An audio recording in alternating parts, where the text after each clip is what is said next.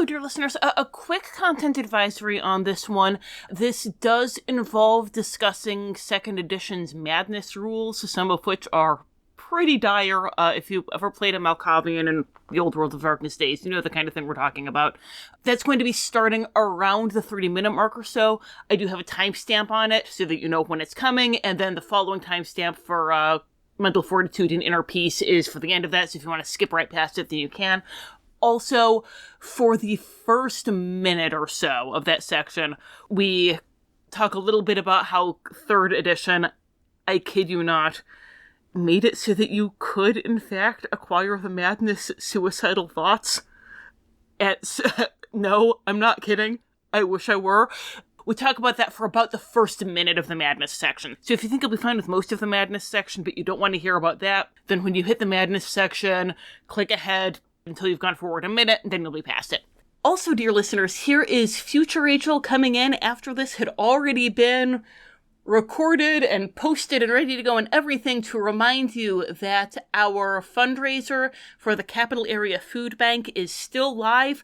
Hopefully, since it's Halloween, by now the government shutdown will be over, please Lord, but even if it is, then there's a lot of food insecurity in the DC area. I was very surprised the head of fundraising at the Capital Area Food Bank was kind enough to reach out to me and to ask if we wanted any extra information, because they're awesome like that. And apparently 50% of the people in the county that Tom and I live in are food insecure, which I knew that we were not in the most prosperous county in Maryland, but that took me by surprise. So, Lord willing and the creek don't rise, the shutdown is over. But even if it's not, we would really appreciate anything that you could give.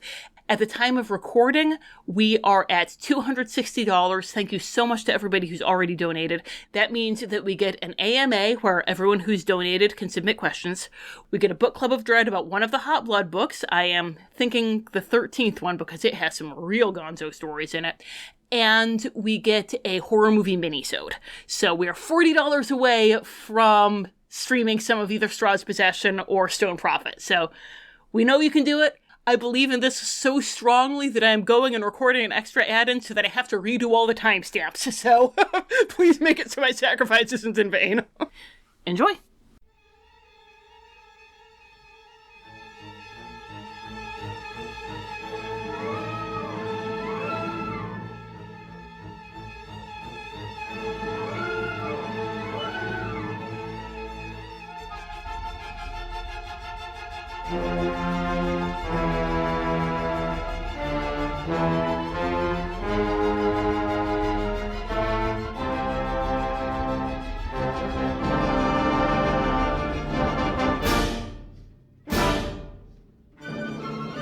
Welcome to Wonderful World of Darklords. I'm Tom. I'm Rachel. And we are being joined today by a whole bunch of new friends that were not there for Nightmare Lands Part 1 because this one is going to go out on the public feed. No, you did not miss anything, public feed people. No, there is just seeing Nightmare Lands Part 2. Nightmare Lands was a 2nd edition Ravenloft box set that had 3 booklets. Mm-hmm. And we are doing basically an episode for each booklet. And episode 1 and episode 3 are going to be Patreon exclusives. That's more of the narrative, more of the fiction. Maybe join the Patreon if you get really interested. But this one we want to make free because this one is connected with one of the main reasons we wanted to do the Nightmare Lands in the first place as a book club of dread, even though it is far and away the best book we've looked at for book club of dread and probably ever will. Because this is kind of serving 2 purposes. On the one hand, there is some silly stuff that we can make silly jokes about, but on a more practical level, Rachel, you really wanted to do this just as sort of a piece of our wider podcast. Yeah, because we have cited this so often, and, it was very hard to talk about Labyrinth without talking about Nightmare Lands, or, talking about Dream Combat with Bill without talking about Nightmare Lands. And I feel like for these kind of high-concept dream domains that we have to have an understanding of Nightmare Lands. And so this, I've mentioned before, on the one hand, we are good warlocks and we want to honor our patrons. Uh-huh. But on the other hand, I don't want anything that's absolutely critical for understanding the podcast to be locked behind a paywall. And I feel like it's gotten to the point where Nightmare Lands Mechanics has gotten to that point. Weirdly enough, there are more than one like weird dreamscape domain that we have to be able to reference some kind of rule set for shaping that dreamscape. Yeah. And how that dreamscape shapes itself to the PCs. There probably will be more in the future. And in case there are, we have this as our sort of source, the Nightmare Lands, and honest to goodness, Ravenloft 2nd Edition domain that we can point to and say, no, we're not just being weird and high concept. This is like their baked into the setting, this kind of weird high concept mindscape domain. Yes. So we need to have this to reference that, since we reference the rules they use a lot. Yes. So part 1, if we've whetted your interest, is like all in-character discussion of the Nightmare Lands, the Nightmare Court. There's not Dr. Van Richten, Dr. Illhousen, different Totally guy. different doctor. Yes, who's like, he runs an asylum, but it's a good one. Right. Like, it's as kind and benevolent as asylums in this time period can possibly be. And he's noticed his patients having nightmares, and he's wrote up an in-character journal. This is a thing for DMs to give their players that their players can read and, like, have knowledge about the Nightmare Lands without spoiling all the mechanics for them. It is a classic 1990s Vampire the Masquerade White Wolf adjacent in-character fiction you can give to the players. Yes. So that was part 1. Part 3 is going to be the mods. And because this is kind of, the second part of the trilogy, if you remember from previous book clubs of Dread, the ones that weren't Patreon exclusives, we usually started with why and ended with help. We're not doing either of those in this episode because we did why in part 1 and we're going to do help in part 3. So this is pure, We do have one rollover note we think is important for everyone to get the proper book club of Dread experience, Patreon and non-Patreon alike. And that is, of course, the more complex, non-one-word question we always have. What are we drinking? Rachel, this is your discovery. You tell us what we're drinking. Oh my gosh, it's so good. We are drinking Nightmare on Bourbon Street. Or if you're doing the mocktail version, Nightmare on Martinelli Street. We've linked the recipe in the show notes. It is delicious without bourbon. It is delicious with bourbon. It calls for alcoholic sparkling cider. Our liquor store does not sell alcoholic sparkling cider. You're getting Martinelli's or you're getting Strongbow. There's nothing in between. So we opted for Martinelli's, and we tried the mocktail version before adding the bourbon. It was amazing. Yeah, so no matter what happens, you're in for a treat. So, without further ado, the public available to all, the one that we've referenced the most, the one that we might reference again in the future, the pre-existing canonical Ravenloft set of rules for running a weird internal dream space. Rachel, tell us about The Nightmare Lands Book 2.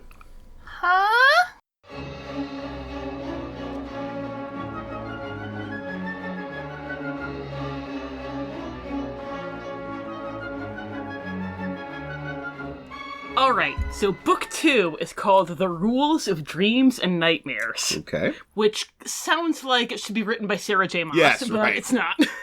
Sounds romantic-y. Yes. So book 1 was all vibes. These are the actual rules. So here's where things are going to get goofy. Okay, I need to...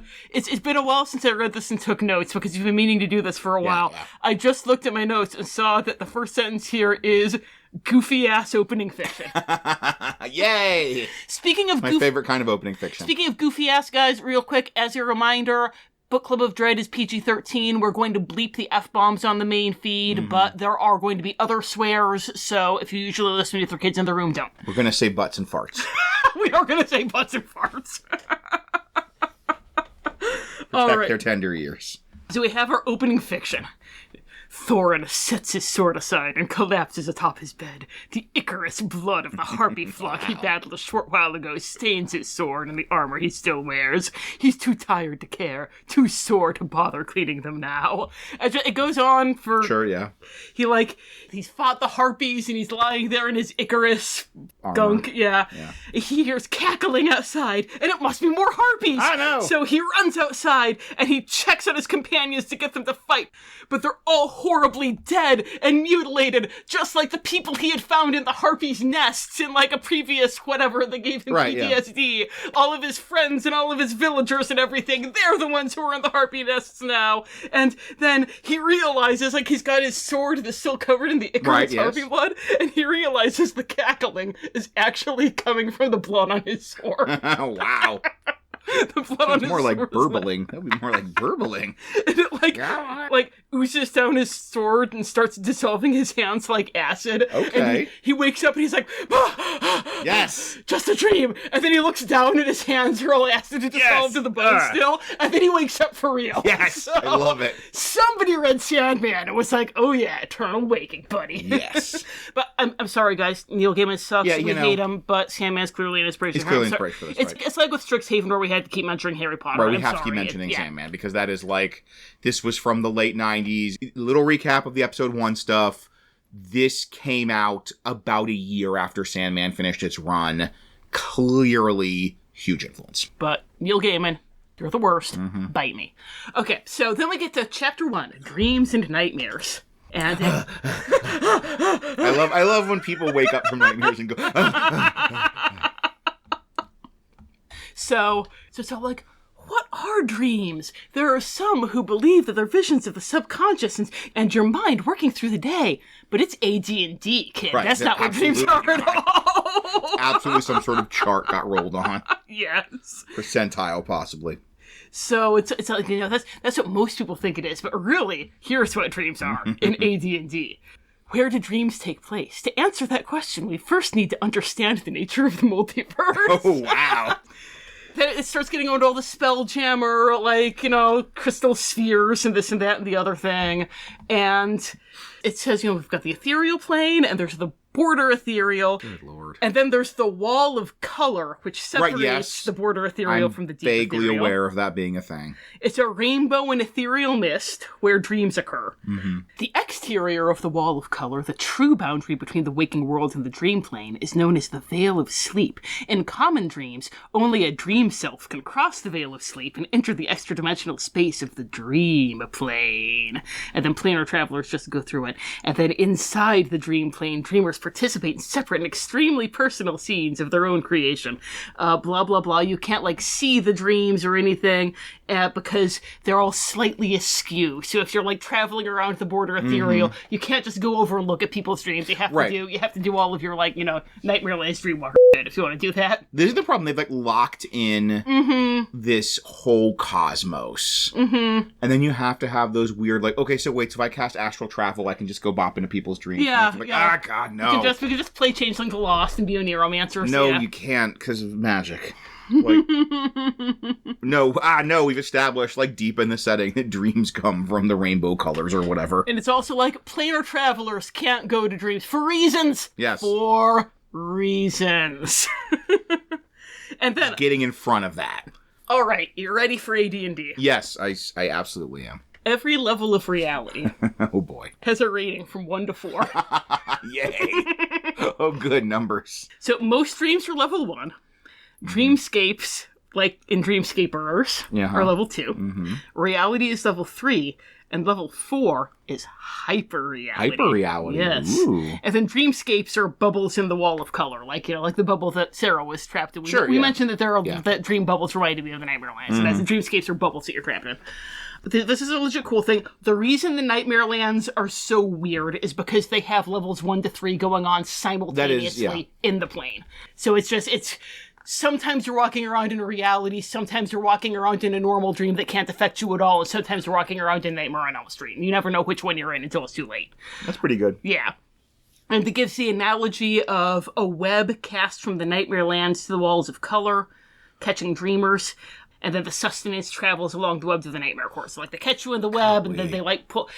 I like the tea kettle analogy better, but this screams to me. Maybe it's just me, my DMing, and general narrative approach. This just once again strikes me as we're sort of having to do backflips. Yes. To fit this thing into the pre-existing, Dungeons and Dragons cosmology about the Rainbow Wall. Yes. Instead of just being just Freddy's, okay? Just what do you want, okay? They're look at that ballerina. Look at her. She's spooky. Ghost ballerina. Spooky ghost ballerina in your dreams. It's kind of vaguely explained here, but what comes out eventually is the Nightmare Court, they watch your dreams, they look for nightmares. If you're having a really juicy nightmare, then they might kind of cast their harpoon out and spear you and feed on that one nightmare for the night. And if they really like the taste of it, then they come back, and then eventually they grab you with the harpoon and they pull you into the Nightmare Lands and build you a permanent dream bubble there that you go back to every night. Okay, something. Yeah, the harpoon analogy's me. they're webs. Spider webs don't do that. Yeah, they don't. Yeah. That's not how they work. It mentions that normal dreamscape bubbles pop when the dream is over. So, last night when I was dreaming that I was walking down the street and there was a tree full of deer, that dreamscape bubble has popped. But We're looking for that tree in the night. Yes. If Morpheus, the guy who likes weird transformations, looked at my dream and says, like, a tree full of deer, that's freaky, I like this. Then he would build me a permanent tree full of deer, crystal sphere, and just pop me into it every night. Which sounds horrifying. Yeah, it does. So, that's chapter 1. Then we get to chapter 2, Dream Rules. We're already going over dream rules. No, because I haven't described the individual rules for each level of reality yet. I've just mentioned that they exist.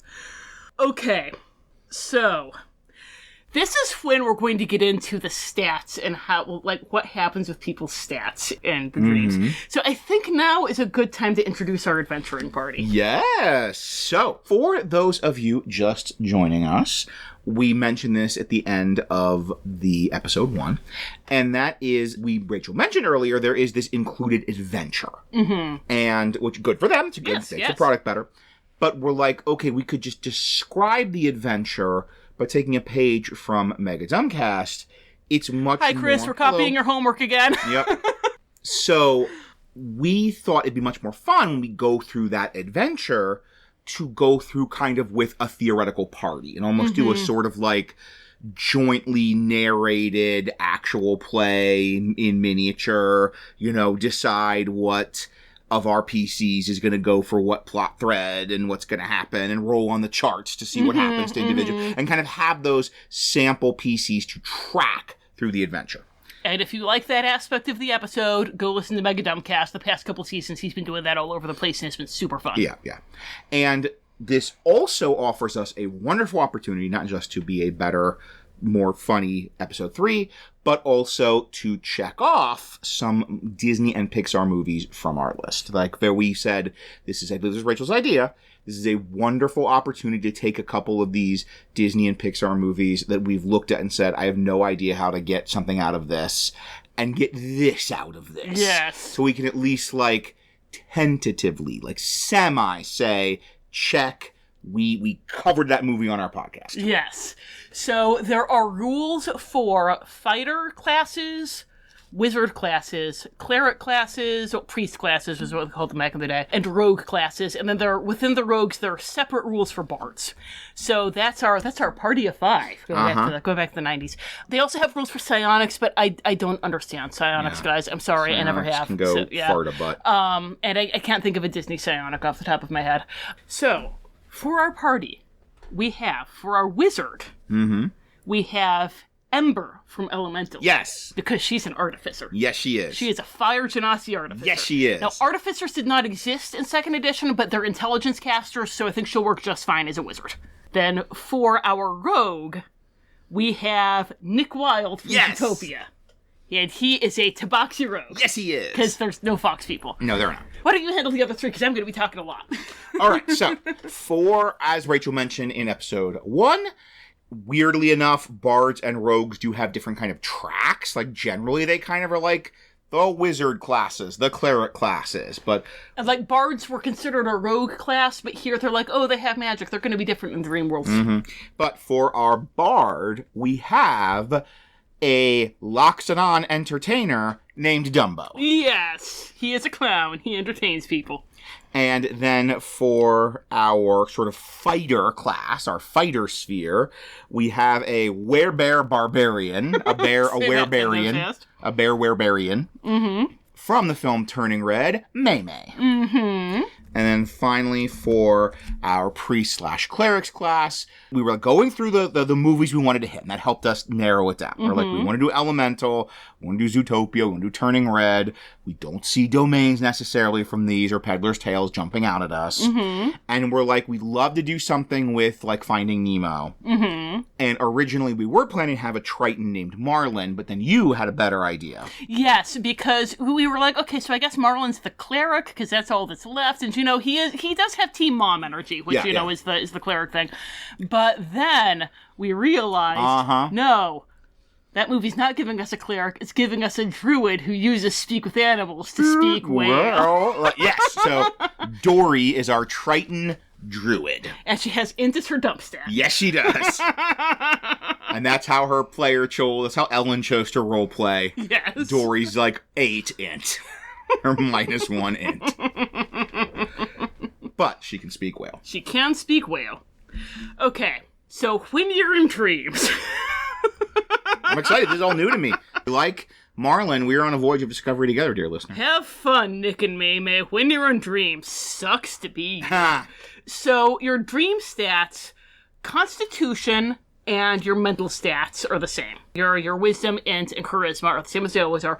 But your strength score is now your wisdom score because your willpower, like your willpower is strength. So, sorry, May, I'm sure strength. You're a barbarian, so strength is your best thing. But whatever your wisdom score was, that's not your strength score. That was high too. Have fun with that. Yeah. Now that said, your modifier gets added to or subtracted from your score because that's how strong you think you are. Oh wow. Oh good. Oh good. Oh good. It's complicated. So, like, Dory is a druid, so if her strength would have been, 18, because that's what her wisdom is, or whatever, but her strength was, 9, then she's gonna get a -1, which is still a 17, and also, it's... Granted, modifiers worked differently in 2nd edition than they do in 5th edition, but, if you are, one of those tank clerics, then you are a god of dreams. I mean, yeah.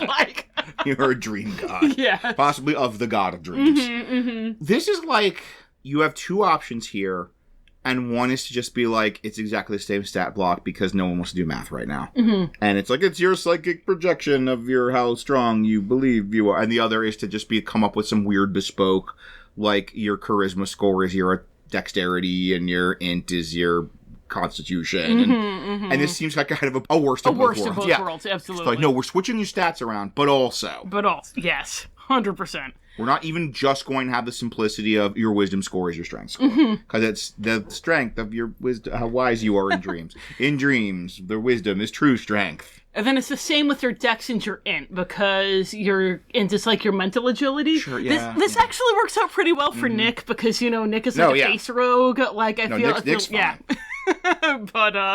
but boy howdy, if he were a different kind of rogue, he'd be a very sad man right now. He'd be a very clumsy fox. Yes. And then if you're in the dream world and you're non-chaotic, then you get a -1 penalty to everything because dreams are so chaotic. Good lord.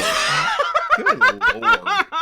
So, once again, Nick's sitting pretty. Nick's, yeah. I feel like Dory's chaotic, and Dory's sitting real pretty. Did we do alignments for these guys? We might need to do alignments. Okay. Should we pause the recording and do alignments? And we're back! And so we just sat down and did a quick go-through of our sample party and giving them alignments. And we're just going to go through them real quick, so we're going to introduce them. So first we have Ember from Elemental, and pretty obviously lawful good.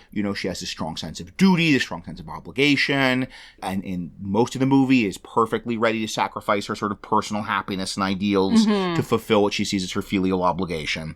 Then for Dumbo, this is kind of tricky. We ended up being on true neutral. Yeah. Because he really only ever acts in self-interest and doesn't have any kind of moral code or higher calling. And he never makes a moral choice in the movie. He's a perfectly nice guy, but he only acts in self-interest, which is a weirdly neggy thing to say about Dumbo. About a baby I feel a little bad being Dumbo only acts in his self-interest. But I mean, that happens. Well, who really only acts in self-interest? Yes, Nick Wilde is the definition of chaotic neutral. Yes. He is this is when a PC decides to be chaotic neutral, this is kind of who they want to be and roleplay as. May, we are thinking neutral good for our werebear barbarian. She has, much like Ember, a strong sense of filial responsibility and obligation, but much more rebellious against that. Yes. Much more pushes against that, and is willing to turn against her parents. Much more comfortable going behind her parents' back than Ember is. Yes, absolutely. And then finally, Dory, I kind of love this. Pretty obviously chaotic good. And I was saying we were working out these alignments that I love this as a version of chaotic good. You're not just down with tyranny. a pox on a pony, king of England. You're like just such a weird little goblin that you just sow chaos everywhere. And yeah, guys, I know it's 2nd edition, so since she's a druid, she has to be true neutral, and I'm sure we're breaking some of the other alignment rules here too, but you know what? We're the GMs, so they can be whatever alignments they want to be. Now back to the show. So then we get the breakdown of the classes and how different classes function in dreams. Fun. Warriors, sucks to be you. Your dex and your strength are switched with your wisdom and your and you get nothing. You get nothing to make up for this. Sorry, May. This is just like classic, just messing you over 90s. Yes. Like, that you have built a system that is designed to incentivize these people to take certain stats. And now you're like, for the sort of sake of the weird narrative coherence, they are just going to get screwed. Yes. And then priests, stop worshipping gods, because you're the gods. Yeah, baby. Like, Dory stride to the ocean like Colossus, like Poseidon himself. Well, I guess the whole, since a lot of times clerics were the martial characters with the armor and everything, they were very well-rounded, so, they're like, first off, so their wisdom is going into their strength, since they usually had the armor and everything, they had high con scores already, and then, their int scores are usually better than their dex scores, so you have no bad stats now, clerics. Unless charisma was your dump stat. Which, Dory's isn't. So, Dory's dump stat's pretty clearly strength, because she's so tiny. Right, strength and int. Never mind, int's her dump stat. So strength is not her strength is not great, but int was her dump stat. But hey, wonderful! With this adventure says that doesn't matter anymore. Well, no, actually, no, because now her dex sucks. So your average cleric or druid strides the world like a colossus. But maybe not Dory. Now Dory is clumsy as well as having short-term memory loss. She has both short-term memory loss and a proprioception processing disorder. So then wizards enjoy being friggin' Neo from the Matrix with your dex now. Yes. And also illusionists get +1 to everything, because they're illusionists. Right, sure, yeah, why not? Just why not? Who cares about balance? Important thing is the consistency of the fiction. Yes. Rogues, on the one hand, sucks to be you. On the other hand, at least, you're probably chaotic, so you're not getting -1 to everything, so that's good. Except bards, because bards get +1 to everything because they're creative. Yes! So, Dumbo actually gets balanced out. He's not chaotic, but he's a bard. Okay, that's so good. He's a 0. Good for Dumbo. And then there's for psionics, there's a whole bunch of stuff about how being in a dreamscape affects individual spells. That means nothing to me because I don't understand psionics. Yeah. It does specifically say that wizard and priest spells function normally. It's kind of a cool flavor thing. It says that psionic powers, they can create weapons and armor, so psionic blast makes a little crossbow. That's kind of neat, yeah. Okay, so there's... Screw you, wizard and rogue. That's like the meme with the, mom with the kid at the pool, and then the one drowning, and then the skeleton at the bottom of the pool.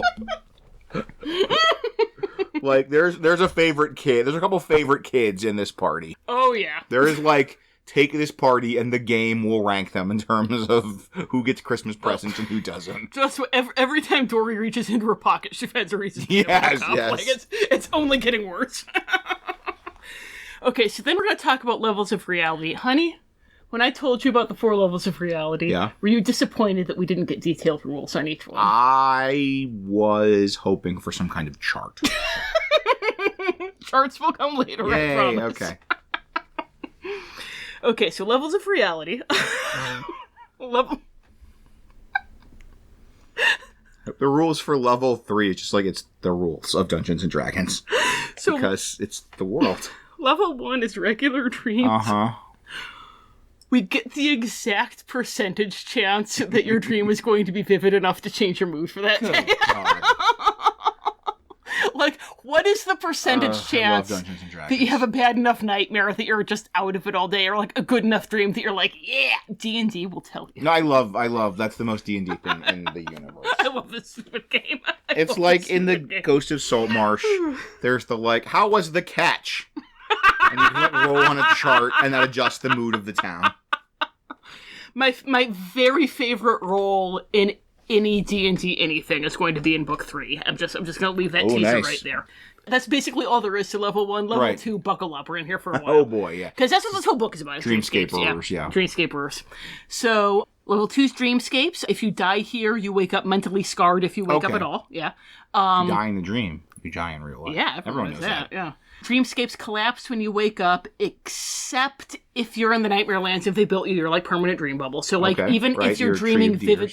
Like, you can dream vividly enough that kind of your, like, psychic energy imbues it and brings it to level 2 and makes it a dreamscape. Mm-hmm. But then it does collapse when you leave. There's not the permanent frozen sphere of the anxiety dream that I mentioned in episode 1, where Neil Gaiman blurbed my book, and I was in a crisis of conscience about whether or not to accept it. Like, that's not just sitting there forever. forever, a permanent part of the Nightmare Lands. Or where I was doing the Tour de France with a bicycling bear. There's not just a little me and a bicycling bear and a bunch of other riders. Like, even if you dream that vividly enough that it becomes empowered to become a dreamscape, so that if you fell off your bike, you would skin your knee in real life. Yeah. Like, it's still, no, it would be gone when you woke up. Unless one of the nightmare Where it's like, oh my! A bicycling bear. Only one dreamer powers a dreamscape at any time. They're called a dream seed. Sure. Think that's from the Sandman. And then we get the benefits and penalties for either a wondrously uplifting dream or an extremely terrifying dream. If you can hear the italics in my voice, they are italicized. So that wasn't you. That wasn't your editorial. No. That way we know that they're like actual game terms. So if a dream is wondrously uplifting, the dreamer finds himself with the upper hand. All die rolls made by the character's dream self receive a +2 bonus, and all rolls made against the dream self receive a -2 penalty. Sometimes the DM can make it +4 and -4. A dreamscape can be of the wondrous variety, as opposed to a common dream, 15% of the time. And of these, 5% can be of the nothing can go wrong quality. And then we get the same, like, nightmares or the reverse. That, but the same. 5% can be of the everything will go wrong variety. Such a goofy book. I love this. I love this so much. I love there is roll on these percentages tables to see how good a dream your good dream was. And how, like, what's the mechanical effect on your mood. Yes. And then it mentions triggering events. It's something meaningful that kicks off the dreamscape, whether it's wondrous or a nightmare. So it might, be your trauma thing, or it might be like, you have this really wondrously uplifting dream about bicycling with a bear on the Tour de France because, you got really into Fat Bear Week. So then we get to dream combat. And what are the effects of dream combat? And first we talk about what happens when you take damage in dreams. So if you suffer more than half your hit points in damage, you have to make a save versus death magic, because it's 2nd edition. Sure. Or you suffer 1d2 temporary int damage. So you do lose 1d2 points of int. This is called mental weakness. Sure. And if you fail a system shock roll, 2nd edition, then that loss is permanent. So, you wake up stupider. You dreamed yourself stupid. Don't take a lot of hit points, Ember. Don't take a lot of points of damage. If you got hit in the head in the dream, you get hit in the head in real life. Yes! You have a concussion in the dream, you have a concussion in real life. So you lose all that int. If you fall to 0 int, you go into a coma. You remain trapped in the dreamscape until someone goes in and rescues you. And then every day, you roll a d20 to see if you die. Wow. I was like, I kind of like this as you're in a coma and they're pulling in wide. I think it's extremely silly. Once again, it's Freddy, that's why you're in a coma. You don't need that, because you lost X D6 int per dream per day, till you got to 0. Yeah. Okay, so it's every day that you're in a coma. Each day after the character falls into this kind of coma, add a parenthetical 1 next to the 0 intelligence score. So on the first day, it would look like 0, 1. On the second day, 0, 2, and so on. Roll 1d20 once each day for the check. If the number rolled is less than the parenthetical number, the character dies. For example, on the 6th day of the coma score is 0, 6. If the player rolls less than 6 on a 1d20, the character dies. This is, what a just absolute garbage situation to be in as a PC. Yes. This is, jeez. Yes. And then, death is death. Right, you die in the dream, you die in real life. Yes. If you get to 0 hit points in the dream, you make a wisdom check to know that you aren't really dead, which makes sense. Yeah. If you fail the wisdom check, then you suffer 4d10 damage, like in real life. I like this system as long as it doesn't kill you. That's cool. You suffer 4d10 damage, you make a mental weakness check, so that losing int thing, and you make a madness check, which in 2nd edition was a saving throw versus paralyzation, which was a thing, guys. It was a thing. There was a whole chart. Like, it wasn't like, they weren't based on your stats. It wasn't wisdom saves or even like fortitude, reflex, will. It was like saving throw versus paralyzation, saving throw versus death magic, saving throw versus wands, saving throw versus breath weapon. Like, how do you know how much you can resist wands? So this was saving throw versus paralyzation. And then they're like, oh, we mentioned madness. Let's talk about madness. So, listeners, are you ready for the humane, sensitive, and fully game-balanced treatment of madness in 2nd edition? The one thing I will say for 2nd edition is, unlike 3rd edition, none of the madnesses are suicidal thoughts, which is when something happens that traumatizes you and turns you into Forky. Yes. You're like, a cliff! Ah! Yes, you were like obligated by the rules anytime an opportunity presents. Oh, it's bad. That is so dumb and horrible and also so silly. Simultaneously so silly. How is it so silly and so offensive at the same time? I don't understand. Fools, you've given me a butter knife. Good lord. So 2nd edition had some set madnesses, and they were in the box set, and here is just kind of saying how do those madnesses apply to getting them in dreams. And so one of them is schizophrenia. And oh boy. This is the standard rules also. You get 11 alters, and in a stressful situation... Jesus Christ. Any stressful situation, you roll a d12, and that's your personality now. Golly, it's not any of that correct. Wow. It's not how schizophrenia is. And then one of the alters is your dream self. So, like, if Dumbo is having nightmares about being a clown, like traumatic flashbacks to his clown times, then one of the numbers is a clown. Yes. A clown who's afraid of fire but has to perform. Sure, yeah. And you just... That sounds like a pretty horrifying nightmare. It does. You're a clown afraid of fire. What? Gosh. One of the madnesses is severe depression. Sure, yeah. You have a 50% chance of not taking any action at all. Oh, golly. Anytime you want to do anything, like basically... no, flip a coin, basically. Yeah. Golly. Listen, when I was a young, stupid GM who had very little GMing experience and was like, it's in the book, so it must be, right, you know, it must be right. This is, I think, the second game I ever ran. I did give somebody that he they rolled it on the chart. Yeah. And you didn't even give it, the dice gave it. Yes, and he quit the game. He obviously, and looking back, I was like, of course he quit the game. It was no right, no, because every time you want to do anything, you have to flip a coin to see if you can or not. So, oof. Thanks for that, D&D. Just, it's so, like, that particular, like, RPG book philosophy of just, we're going to come up with this, like, rule system that makes sense to us. And we're not ever going to stop and think, what is this going to work in play? Yeah. We're not going to, I have depression, because, you can't, you're depressed, so you can't do anything. So how about, like, you have to roll 50%? Yeah, it's hard for you to get out of bed in the morning. So, like, every time you want to do something, you have to roll 50%. Like, yeah, sounds good, guys, let's go to lunch.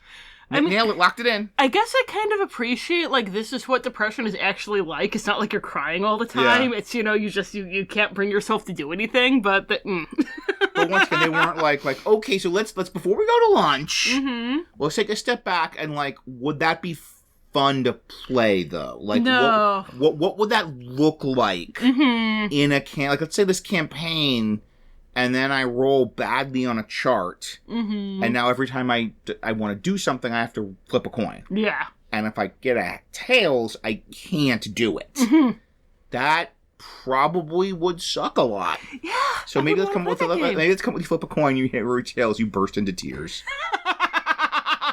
Your sadness. Your sadness, yes. So then it's delusions, which, you know, you Sure, yeah. in the thing is just you believe you're something, like, you know, you think you're Strahd or whatever. You classic Clan Malkavian Classic stuff Malkavian stuff, yes. And in this one, it's you think you're still in the dreamscape. Like, you're convinced you didn't wake up. Yeah, Super this solid, is good stuff. Super good. And then for paranoia, it's you think you're still in the dreamscape if it gives you grounds for paranoia.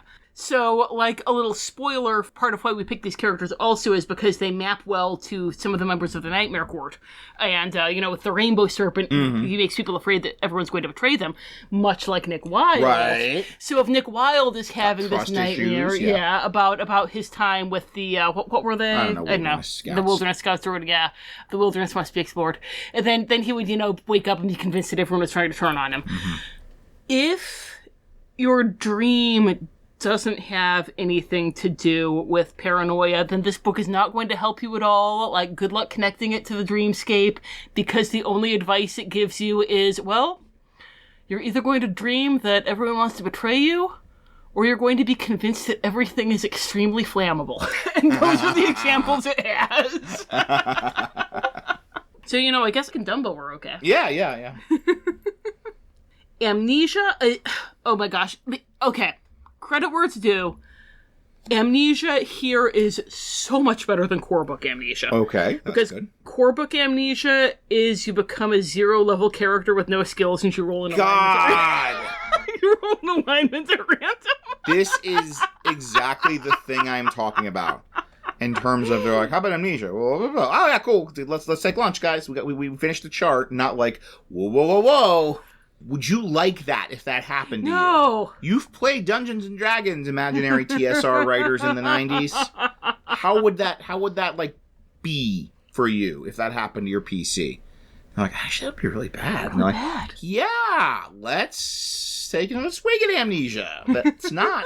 Yeah, no, just characters basically dead. Yeah. Now this, I really love this, actually. This is super cool. So, you forget the triggering event that caused the nightmare. You don't just forget the nightmare itself, you forget the triggering event. That's cool, yeah. So, you know, Dumbo forgets about being a circus clown. Yeah. Nick forgets about... Yes. Nick forgets about being, you know, tormented by the other scouts. Mm-hmm.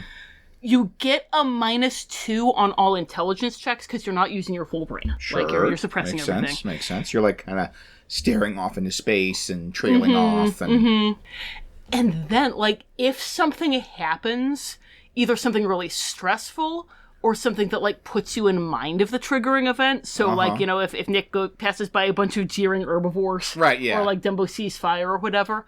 You make a saving throw, and if you fail the saving throw, then you have a traumatic flashback, and you're, like, stunned for a number of rounds. That's solid, yeah. While you're, like, super solid. trying to process this, and then you shut down and forget that all that happened. So, that's like, super solid. Yeah, 10 out of 10. No notes. That's this good, is and does not effectively killing you and making a new character who sucks. Yeah, so this is juicy. I would have a lot of fun playing this, yeah. That's good stuff. Hallucinations, you keep seeing stuff from your dreamscapes popping everywhere. Yeah. Phobia. Freddy's everywhere. Phobia, you have to run away from stuff that reminds you of your trigger, you get a -2. Sure. And then anxiety is you're afraid to go to sleep because you're afraid you're going to have another nightmare, it's a gradual loss of constitution. So yeah, that works, yeah. No one's good. Absolutely, Freddy's everywhere. Freddy's everywhere. And then... All right. Here, dear listeners, here is the thing that has made me say, before we even had a podcast about this stuff, man alive, I need to talk to everyone about this book. Ooh. Because then we start talking about, well, how do you cure madness? How do you cure all these conditions? Here we go. Oh, I think I know where this is going. Inner strength. Inner strength is a combination of courage, willpower, and a sense of purpose that allows a character to face adversity head-on. In game terms, characters accumulate inner strength points. Yay! You get them after wondrously uplifting dreams, and you can spend them to automatically succeed at fear, horror, madness, or wisdom saves, or to resist enchantments. You get more inner strength points if you have a higher wisdom score. Like, you harvest more of them from your wondrously uplifting dreams. Yes, so just another, like, Dory is the goddess striding the earth. Frickin' Morphia, the queen of the dream world. Warriors can use, fighters, warrior classes, can use them to boost strength scores, but only in dreams. And rogues can do the same with dexterity, so they can, try and bring their strength and dex back to normal. Wizards can stop people from messing with their spell effects in dreams, which we're going to get into that later. That's a dream power that some of the Nightmare Court have. They can be like, haha, you thought you cast a fireball, you're casting flowers. Classic for a reason. Yeah. And wizards can use inner strength points to stop that from happening. Priests can do the same thing, but they do it twice as well. Yes. Story's a goddess. Yes! Like, with wizards, it's like a 1-to-1. Like, 1 inner strength point buys them 1 round for their spells work normally. For priests, 1 inner strength point buys them 2 rounds for their spells work normally. Best. They're the best. Like, I get, you're doing Nightmare on Elm Street 3, you're doing Dream Warriors, you're trying to do, like, no, I take control, I am the Wizard Lord. Yes. I cast Firebolt on you, evil Dream Goblin. No, I tap into my inner strength. And even it's fundamentally silly as the idea of inner strength points. That's the kind of what you have to have in a system like this. Yes. You have to have some kind of, like, metric of you are drawing on your inner strength points. And once, as silly as it is kind of the thing that we kept referring back to when we were saying, but the Nightmare Lands can help you with, doing Dreamscapers or Labyrinth or Christmas Carol. But the big issue here is the just absolute willy-nilly disregard for any kind of, like, balance. Or just like, well, I mean, it makes sense. Obviously, like, clerics, blah, blah, blah. So let's make them doubly as good as wizard classes. When they're already kicking everybody else's butt. And not have any kind of balancing, but wizards get this other thing. Like, no, it's just like, nope, screw you. Screw you. Yeah. Screw you, Ember. Screw you, Ember. So, honey, that's your inner strength points. Yes. Is that enough points? Is that enough kinds of points? No, it needs to be multiple. We need crypto wallets up in here. We need multiple currencies. We need a whole little, like, sub-character sheet of points to track. You remember 2nd edition. So, we've talked about inner peace, but there's a completely different thing we need to track, which is mental fortitude. To escape one of the Nightmare Court's dreamscapes, a dreamer must build up enough mental fortitude. Oh, it and inner strength are both italicized, by the way. I mean, they're game terms. Yes. To break the chains that bind his dream self. Mental fortitude is a measure of a character's perseverance and steadfastness that increases with each success against the rigors of nightmare. So, like, inner strength is a combination of courage, willpower, and a sense of purpose that allows a character to face adversity head on. Mental fortitude is a measure of a character's perseverance and steadfastness that increases with each success against the rigors of the nightmare. And it's trying to explain the difference. It says that inner strength is an aspect of this tenacity, but mental fortitude is larger and more comprehensive. Think of mental fortitude as a great defense that slowly steels the mind against horror and doubt. Inner strength can help accomplish tasks in a dream scene, and even in the waking world. Mental fortitude can banish illusions and the terrors of bad dreams, the tools of the Nightmare Court. We've mentioned this is very, like, Vampire the Masquerade adjacent. We are in the post-Vampire the Masquerade age of horror gaming. And your old classic White Wolf, this is striking me as the, like, well, sometimes you raise the DC you have to roll. Normally it's 6, but it might be like 7 or 8 or 9 with your dice pool of D10s. Sometimes you penalize and take D10s out of the dice pool. Yes. And I could never, ever, ever, and maybe this is my failure as a DM, but I feel like it's not, comprehend, like, which do you do? Yes. Because it's like, well, see, you raise the DC number when there are things making the task more challenging, external things making it more challenging. But you remove dice when there are challenges that are external to the... It's just, this is just like, we want to have 2 numbers. We want to have an offense and a defense number. It's like, and you mentioning Worlds of Darkness is the, like, this is their attempt to have willpower points, but Worlds of Darkness only had 1 willpower point. Yes. Like, there was 1 willpower point track. Like, no, we're not talking about, like, resolve and composure. We haven't gotten to New World of Darkness yet. Resolve's like composure, but more. Yeah. It's clear what the mechanical difference is, but, like, in terms of, like... what aspect of the human heart they represent. So, okay. When a dreamer succeeds at rolls instigated by negative dreamscape events, they get mental fortitude points. Sure. But only if they were going to get mental weakness, madness, death, or fear and horror checks Like, it's not like succeeding at things in the dream. It's not like not taking damage. It's only if they are making those, like, special rolls that I mentioned before. If they succeed at those They're, rolls. like, saving to avoid these bad stuff from the Nightmare Court. Which I feel like that's less... so specific. Yeah, and I feel like that's less confidence and more getting jaded. Like, you're like, oh, yeah, no, whatever the, time you know, the bat made of eyes is, you know, attacking Here we go. It's after me. Hi, good morning, dear tree. And this is like, as a DM, look at me, this is my failure as a DM, but I feel like this is going to lead to a million things. Oh, wait, you're supposed to get a point there. Yes. Oh, you're supposed to get a mental fortitude point. Oh, no, actually, you don't get a mental fortitude point for that one. Like, take him, oh, you succeeded. Oh, they didn't get you. Take a mental fortitude. Hey, hang on. Let me go back and check. Actually, no, you don't get it because you did not have a traumatic negative status effect. Yes. And the thing that, like, that wasn't really hitting me until I was, you know, getting really into the nitty-gritty of this was that, like, you don't get mental fortitude saves if your ass isn't getting kicked. Yeah. Like, you're not going to get mental fortitude points if you're just breezing through and nothing is hurting you. And you would think that would be the thing that would be building your confidence, right? Like, you're going through and, like, the physical manifestations of your worst fears are jumping at you and they can't hurt you at all. You'd feel like that would be the thing building your mental fortitude. But no, it's like, if they get you down to half your hit points and you realize it's a dream, that's the I'm so confused. Yeah, no, for me it's the fiddliness. I'm imagining as a DM, and I'm like, oh, okay, so if they make an attack and you succeed, you get a mental fortitude point. Yeah, and I'm like, okay, but only if it's from only these four categories. Only if it gets you down to half your hit points or less. Yes. And it's this other negative thing. Yes. And then it has the purpose of mental fortitude. Each dreamscape has an overseer, a lesser or greater dream spawn, or even a member of the court itself, whose role is to keep the dream seed in a constant state of ever-increasing fear. And the only way to defeat an overseer is by building up your mental fortitude rating. And then dreamers who aren't the dream seed can give the dream seed some of their mental fortitude points. So it's like, you've got this member of the Nightmare Court, or this, like, dream spawn thing that's, like, controlling your dream, and unless you kill him, it's always going to pull you back to the bad dream. Okay. So, like, that's the structure's always going to be there. So, like, if you want to escape the bear riding a bicycle, then you have to build up enough mental fortitude points to kill the overseer, who is probably the bear riding the bicycle. Right, like, this is, and then once you do that, like, the structure crumbles and you're able to escape. But if you don't build up mental fortitude points, then you're just going to get pulled back there again the next night. Okay, this is pretty solid from a narrative perspective. Like, I get they're, like, building it in with a narrative arc.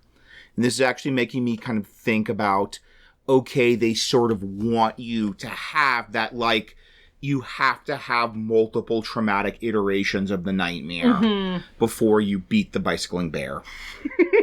You have to lose the Tour de France to the bear many times. We should clarify, by the way, listeners, this was not a nightmare. No, it wasn't. I was just like, doop, doop, doop. Bicycling bear.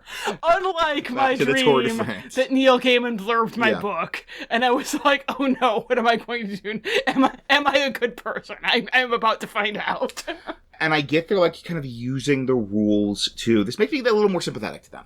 Because now I'm saying, oh, I get it. They want to build into the rules this whole... You have to have what you would see in, like, a movie or a book of, like, oh, you have this nightmare every night for, like, 2 weeks. And then you finally, like, you've sort of slogged through it enough and built up enough mental fortitude points, and then you're able to finally beat the bear in the race and win the Tour de France. I want that to be the next Nightmare on Elm Street movie. Yes. And...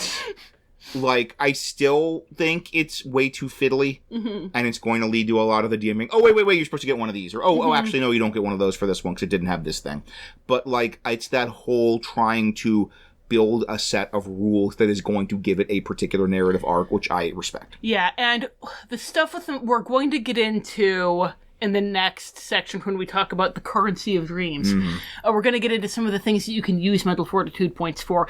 And, like, again, it's very kludgy, but this is the stuff where it's like, if you can come up with a less kludgy version of this, this is how you run a Dreamscape game. Like, the bones are solid, but it's 2nd edition. So then it mentions with mental fortitude points, again, this is a really useful thing for, like, you know, Gravity Falls or whatever, but it's silly. It's the currency of dream powers. If the Nightmare Court uses dream powers, then the Dream Seed gets mental fortitude points, but they burn mental fortitude points if they want to use dream powers themselves. Okay, wow, so, interesting. Yeah, so it kind of reminds me of Smallville. Yeah. Which I'm not going to go off on too much of a tear with it, because a lot of our listeners probably haven't played Smallville, although you should. Don't let the fact that it's Smallville distract you. It's Cortex plus drama now. But, like, it's kind of a great, like, mirroring the drama of watching a fight scene in, a movie or whatever, where the villain will be absolutely kicking the hero's butt, but then suddenly they cross some threshold, and even though, like, Miles Morales has just gotten the death blow that killed Peter Parker in the beginning of the movie, he's suddenly totally fine and able to fight Kingpin because he's gotten enough bennies. And it's that similar kind of thing, and we'll talk later about how it's goofy in practice, but the theory is solid. Right. It's like, you mentioned Smallville, and I know it's the main system I know this particular mechanic from, but it is something I can't think of any specifics right now. But I know I've run into a couple of games where they have that kind of Benny points, story points, and the DM has to spend them to activate powers. The players spend them to get benefits, and certain things will give them to the DM or to the players. Yeah. So like in Smallville, it's the whole, when the DM does certain things that hurt the players, they give them story points. Or when the players activate some of their, like, superpowers, they give the DM story points. Because it's kind of trying to get that push and pull, that tug-of-war. And this is maybe one of the oldest examples that I've run into that has that kind of idea of a push and pull, a tug of war, trying to give that narrative arc of, if you're doing really well, it's going to come and hurt you, but if you're getting the crap kicked out of you, then you're going to have that big push. And it works beautifully for Labyrinth, actually, because of the whole, like, that's why Jareth doesn't intervene directly very often. It's like, you have the role-playing reason of the, what if he loses? Like, he can't, his ego can't take that. But also, from a purely mechanical reason, it's every time Jareth steps in directly, he's having to activate dream powers to get mental fortitude points. And one of the things that you, way back before we even thought of having a podcast, and you were just telling me about why this book is fascinating, / this box set of 3 booklets is fascinating, is it's that whole, the creators of this box set of 3 booklets want to do what we would probably recognize today as a very, like, indie story RPG. Yes. That it's kind of like, you would get this, and it would be this, like, relatively rules-light story point using RPG about these dream monsters. Yeah. And, like, overcoming your trauma that's giving you these nightmares and kind of finding inner peace. But this is, like, 2nd edition Advanced Dungeons & Dragons. Yeah, and even, like, it is 2nd edition Advanced Dungeons & Dragons, but even for other things to model it off of, they've got, like, World of Darkness and Call of Cthulhu. Like, they don't have... So they're kind of feeling their way in this very, like, weird Rube Goldberg, where, like, bolting and stapling and duct taping rules together in this absolutely unsuitable engine that we're building it around of 2nd edition AD&D. This is such a fascinating piece of gaming history. It really is. Like, so they have to kind of, like you mentioned, this is sort of their willpower points, or like this would this easiest thing in the world, this would be their story points. But they didn't have anything like that. So it's like kind of trying to duct tape together story point system out of this AD&D framework. Yes. Continuing with mental fortitude, because boy howdy, we got a lot more about mental fortitude. What you said. Yeah. Mental fortitude increases with every dream obstacle that a dreamer overcomes. Each success helps convince the dream seed of his own worth and ability, thus making it easier to put the trauma that triggered the mental distress behind them. Which, again, the narrative is kind of at odds with the mechanics here, because there is absolutely nothing more healing than dreaming that you die, but then waking up and not being dead. Like, yes. Oh, self-worth. Like, when I dream something kills me and I wake up and I haven't taken physical damage, I'm like, oh yeah! And, like, this is the crux of the silly D&D logic of the Nightmare Lands, is that, like, the things that get you the most mental fortitude points are making a death save and making a mental weakness save. Fear, horror, and madness saves do get you some mental fortitude points, but not as many. But the thing, like, death and mental weakness Right. both involve hit points, and fear, horror, and madness are psychological, so it is mechanically a better way to heal from trauma to survive taking damage than to not be frightened by something that used to frighten you. Like Ember, she's going to be scared of water. Like, Right, spoilers, right, yeah. that's going to be her thing, is where we're going with the Malanga the phobia, Nightmare Court Lady, and her fear of water. And, like, if Ember, like, gets attacked by a water guy and takes a whole lot of damage, but survives it, that is more healing for her than being, like, trapped in her basement as it's flooding, panicking, and then fighting back her panic and finding a way out. And that makes no sense. Right. Fundamentally, I can see it. I can see it in my mind, the issue, or the crux of this dilemma. They want the narrative arc of you get the crap beaten out of you. You have this nightmare again and again and again and again and again, and then finally you're able to overcome it. And they're like, we don't want it to be like you have this nightmare and you roll super well and you just kick Morpheus's butt. Yes. Like, you just blow your way through that flooding basement. First time, you're good, you're healed, you're golden. So they have that, that's easy solution. You have this thing you need, and you have it from getting your butt kicked. Right. Easy, like, built-in, automatically narrative arc. So that sort of mechanically gives you the narrative arc you want. But this is supposed to represent your overcoming that trauma. So, like, in the fiction, this represents your growing sense of, like, value and self-worth and believing in yourself. So that leads you to the silly paradox of the best thing to do is get your butt kicked again and again and again in dreams to represent your growing inner strength and believing in yourself. Or even, like, the way that you grow and believe in yourself is through combat. Yeah, yeah. Like, okay, so I've been doing a lot with internal family systems therapy. I love internal family systems therapy. And apparently what we need to do is get the parts I don't like, and I start just kicking the shit out of them. And But you just first have they a kick fist the shit fight. out of me. Yeah. Like... And that even loops back to that thing with the fundamental... It's so silly, but I actually, like, as someone that's done stuff for D&D, that whole, no, like, we're here for combat. Like, two-thirds of your character sheet, if not three-quarters of your character sheet, are about stabbing goblins. So, like, I can kind What of... if I can stab my fears? see and respect... We want to make this story about overcoming your fear of drowning. Be achievable. Be... You actualize yourself. Right. Via goblin stabbing techniques. By stabbing your feelings of inadequacy stemming from your short-term memory loss. Yes. So, like, on the one hand, yes, this means you are playing this story as a Dungeons and Dragons story. Respect. On the other hand, to have that happen is the deeply silly you overcome your fear of drowning by stabbing goblins. Metaphorically speaking. Speaking of deeply silly. Yay, oh boy. We weren't deeply silly enough already. No, we weren't. Okay, Tom already knows about this because this is the thing I cite most often when talking about this beautiful mess of a 3 books. So, you're building up mental fortitude. And that's how you escape the dreamscape. How much mental fortitude do you need? Your inner peace number. Yes. Oh, I love it so much. Oh, Dungeons and Dragons, you beautiful, ridiculous mess.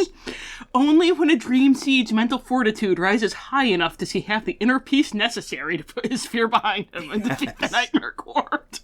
3 things determine the dream seed's inner peace number: the emotional impact of the triggering event, the dream seed's intelligence score, and the power level of the court member controlling the dreamscape. Okay, and I have in my notes, okay, this has to be read verbatim. Hang on. The base number a dream seed needs to achieve inner peace is determined by the trauma at the root of his triggering event. Equate the triggering event to one of the situations below and find the base number. Level stands for the dream seed's level of experience. So if the dream seed is a 4th level ranger, level -1 results in a base number of 3. 4 minus 1 equals 3. What? Oh boy, math. And then we get a whole chart. Yes! Where would we be without charts? So, okay, what level do we want to say our party is? Let's just pick one. Let's pick a level for our party. 3. 3. Okay, so we've got a 3rd level party here. So, if Dumbo were to witness the grisly death of an unknown person or fail an important task resulting in personal suffering, the base number would be 1. Oh, okay. Because it's level minus 2. Do I need to write these down, by the way? Are we going to need these, like, dreams inner piece numbers for our PCs? I don't think so. Should we calculate each of these? Okay, here. You have to witness the grisly death of an unknown person. Mm-hmm. All the other ones are just learning about the death. So, like, Dumbo, like, witnessing the horrible, grisly death of a stranger is not as bad as hearing that somebody he used to work with at the circus died. That does not match the story structure of the Final Destination movies. Because they do a lot of both of those things in the Final Destination movies. And it just kind of works its way up, the importance of the person whose death you learn about, / how important the task you failed at was. Unless it's something that you don't know, in which case you have to witness it firsthand. And it has to be grisly. Like, specifically, it has to be grisly. So let's look at this. Let's do this. Let's do one of these. All right. So, Dumbo, what are we imagining is his trauma seeing his mother locked up? So, who are we going with for Dumbo? Dumbo was Morpheus, so it was trauma and change. I think, the trauma of being separated from his mother. So the trauma, right, like something happens in the fiction of D&D. There are these Loxodon circus performers. Dumbo has big ears, little red-haired jackass whose horribleness is burned into everyone's memory who's seen that from any age. Does something, is like making fun of him, pulling his ears, doing something, bullying him. The mother attacks the little red-haired jackass and all his little jackass friends and gets arrested. And that sort of trauma of losing his mother, having her locked up, is our dream, our nightmare-inspiring, nightmare court hooking, Morpheus hooking event. So Dumbo, yes, is fine because no one died, and he didn't try to do something and fail. Okay. So never mind. Dumbo's cool. So those are someone dies, you try and do something and fail. Yes. The bichromatic spectrum of trauma, yes. Or failing a horror check. Did he fail a horror check? Let's say, apparently, because that's all there is. That's all we have left, so we failed a horror check. Okay, so that's... I guess seeing your mom arrested and locked away, being separated from her would be a horror check. So that's just 3, then. Okay, so 3... His level. He's level 3, and what is the thing for failed a horror check? It's just his level, so he's level 3, so it's 3, yeah. And then plus Morpheus. And, okay, so we'll get to Morpheus in a second. So the Dream Seed's intelligence score. This is really cool. I like this because it's not what you would expect. Because actually a higher intelligence is worse because it means you have a better memory. Ooh, so you can remember sense. Things more clearly. That's cool. I like that a lot. Dungeons & Dragons. I love that kind of like specific nitpicky fiddliness. Yes. Of, well, higher intelligence is back. Do you remember this? It's not actually...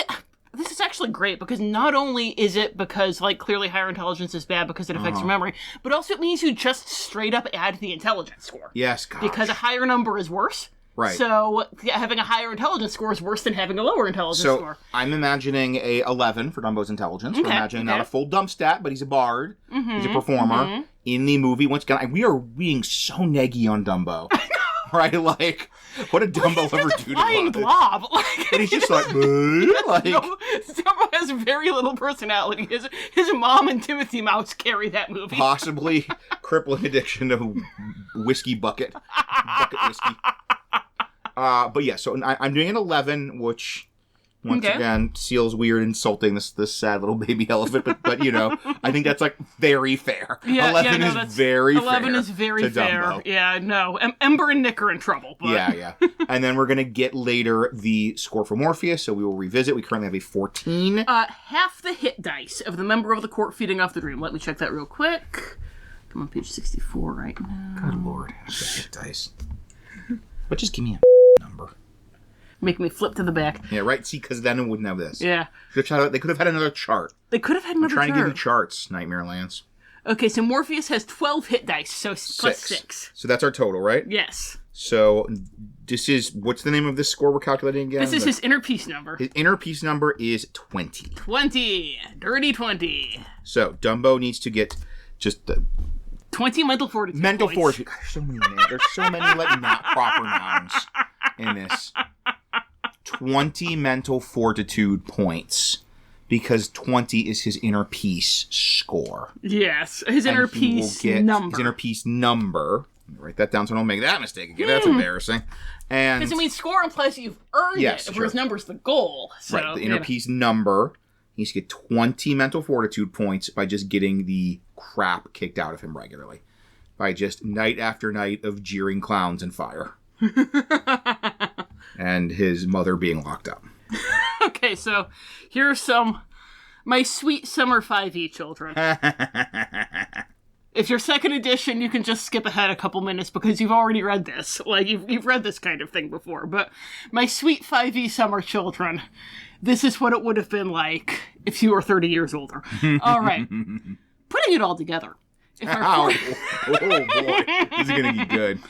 If our 4th level ranger fails to stop a creature and others are hurt because of it, the base number for achieving inner peace is 3. 4 minus 1 equals 3. Her intelligence score is 16. The dang ranger, wow. Fucking ranger valedictorian at ranger school. Increasing the inner peace number to 19. 16 plus 3 equals 19. Finally, since the ghost dancer is controlling the dreamscape where our ranger's dream self is imprisoned, the modifier is 6. 12 divided by 2 equals 6, because the ghost dancer has no hit dice. Following. This results in an inner peace number of 25. 3 plus 16 plus 6 equals 25. I love they have the parenthetical equation. Yes! Let's check their work.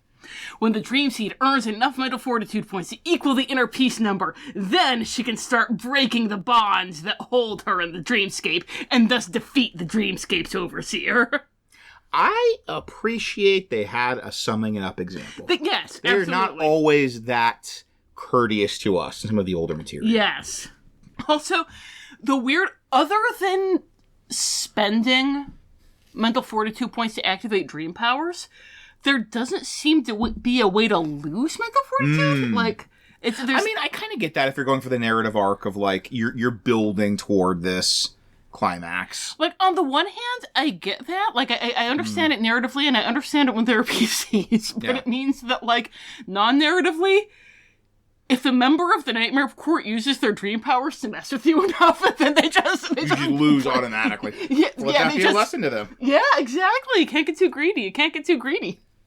It's like, it makes sense as a balancing mechanic. It makes sense to PCs, but it's just silly if you think about it too hard. It's silly, yes.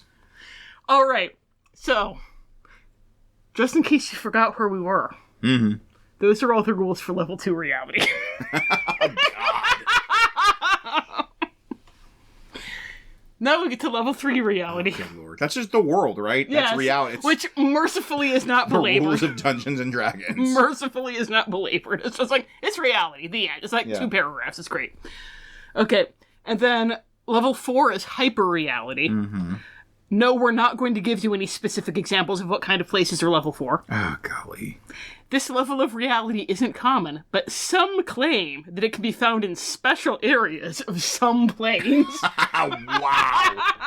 Wow. That is the opposite of helpful. How many modifiers can we have? You are making this up. You are like... Yes! This is like the tone of I'm forcing you to tell me about level 4 reality. And you're like, well, I guess. Yeah, people. You brought up level 4 reality book. You could have stopped at level 3 You could have reality. stopped at level 3, yeah. It's a cool idea. I actually like the idea of this being the way that, like, the outer planes are. It's a cool idea because it's basically, it's like the way heaven is in The Great Divorce. It's like, it's more real than you are. You're insubstantial. I love you too. That example cleared it up for everyone. You should read the book. It's really good. It's really good. It's really good. Yeah. Like, damage rolls are doubled, spell range, duration, area effect, everything's doubled. You move at double speed, you get double XP. Like, it's cool stuff. It's cool stuff. This is a super cool, deeply unnecessary, like, just dropping this. It's like, also there's level 4 things that are like hyper reality and everything's more real. And anyway, back to blah, blah, blah. Like, none of this is going to be about that at all. We just FYI.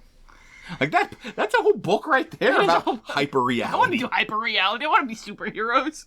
And then I think they wanted to have level 3 be in the middle. So Sure, even though they golly. haven't mentioned level... Alright. Hyper diaper reality. Hyper wiper reality. Ludicrous reality. It's like ludicrous speed in Spaceballs. Level 5 reality. Power domains. Mm-hmm. The 5th level of reality is nothing more than a legend to most sages, and the vast majority of other people have no idea that anything exists beyond their own level of reality. Does level 5 reality exist? Is it? You tell me, book. You brought it up. Is it, as some sages claim, the home of powers, beings who some call gods? The reality of such places is left to others to decide and to the individual ideas of DMs everywhere. It's the most unhelpful paragraph. One warning, if a DM decides that the 5th level of reality exists, then it should remain beyond the reach or understanding of most mortal beings. What the hell did I just read? Why even put this in the book, then? Some sages claim, but only a small number, because the magician is unknown to only but the smallest percentage of sages, as you've established.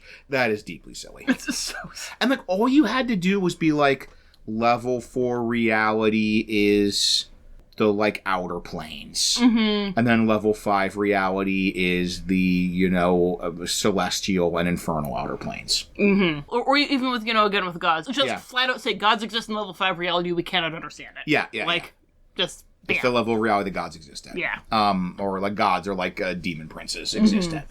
And yes, there's a pre-existing, well-established D&D cosmology that could have saved you a lot of work and very confusing paragraphs. All right, so we're finally done levels of reality. Back to the game that we are playing. Yes. Now we're going to talk about dream powers. Dream powers are super fun. Nice. As you can imagine. It says you can use your mental fortitude points on dream powers. It has a whole, this list isn't exhaustive because you can do anything in dreams. This is just kind of like an idea, guidelines. I like that they're not trying to be... Good stuff, yeah. The Nightmare Court has infinite mental fortitude points to spend on activating dreams. It's not like, they're eventually going to throw so many dream powers at you that they run out of mental fortitude points. But they can only spend their hit dice worth of points in any given scene. Okay, that's good. That's good. That's solid. That's a good guideline. Does it say in any scene? Yes. It's interesting. So if you think about it, that's unusual for D&D, even today, to be that kind of player, table experience facing. Kind of meta? Meta. That's the word. That's the word. Meta. To be that meta. Yeah. To talk about things in terms of a scene as opposed to 10 minutes. I didn't think about that, but you're absolutely right. And I think part of it is they have the freedom to do that here because they do talk about the dream sessions later, and they're able to divide the dream into scenes because that's how you experience the dream. Yeah, that makes sense. It's like with Inception, you're in the bar but you don't remember how you got there. Right, yeah. And so they're able to say, okay, here's the part of the dream that takes place on the boat, and here's the part of the dream that takes place under the ocean. Sense. So that's the great thing is if they establish scenes as a specific sort of unit of narrative in the dreams that this game is theoretically mostly happening in, then they can kind of have that meta-ness, but in a more an in-universe meta-ness. Yeah, that it's almost like that the PCs are like an audience in the beginning scenes. Yeah.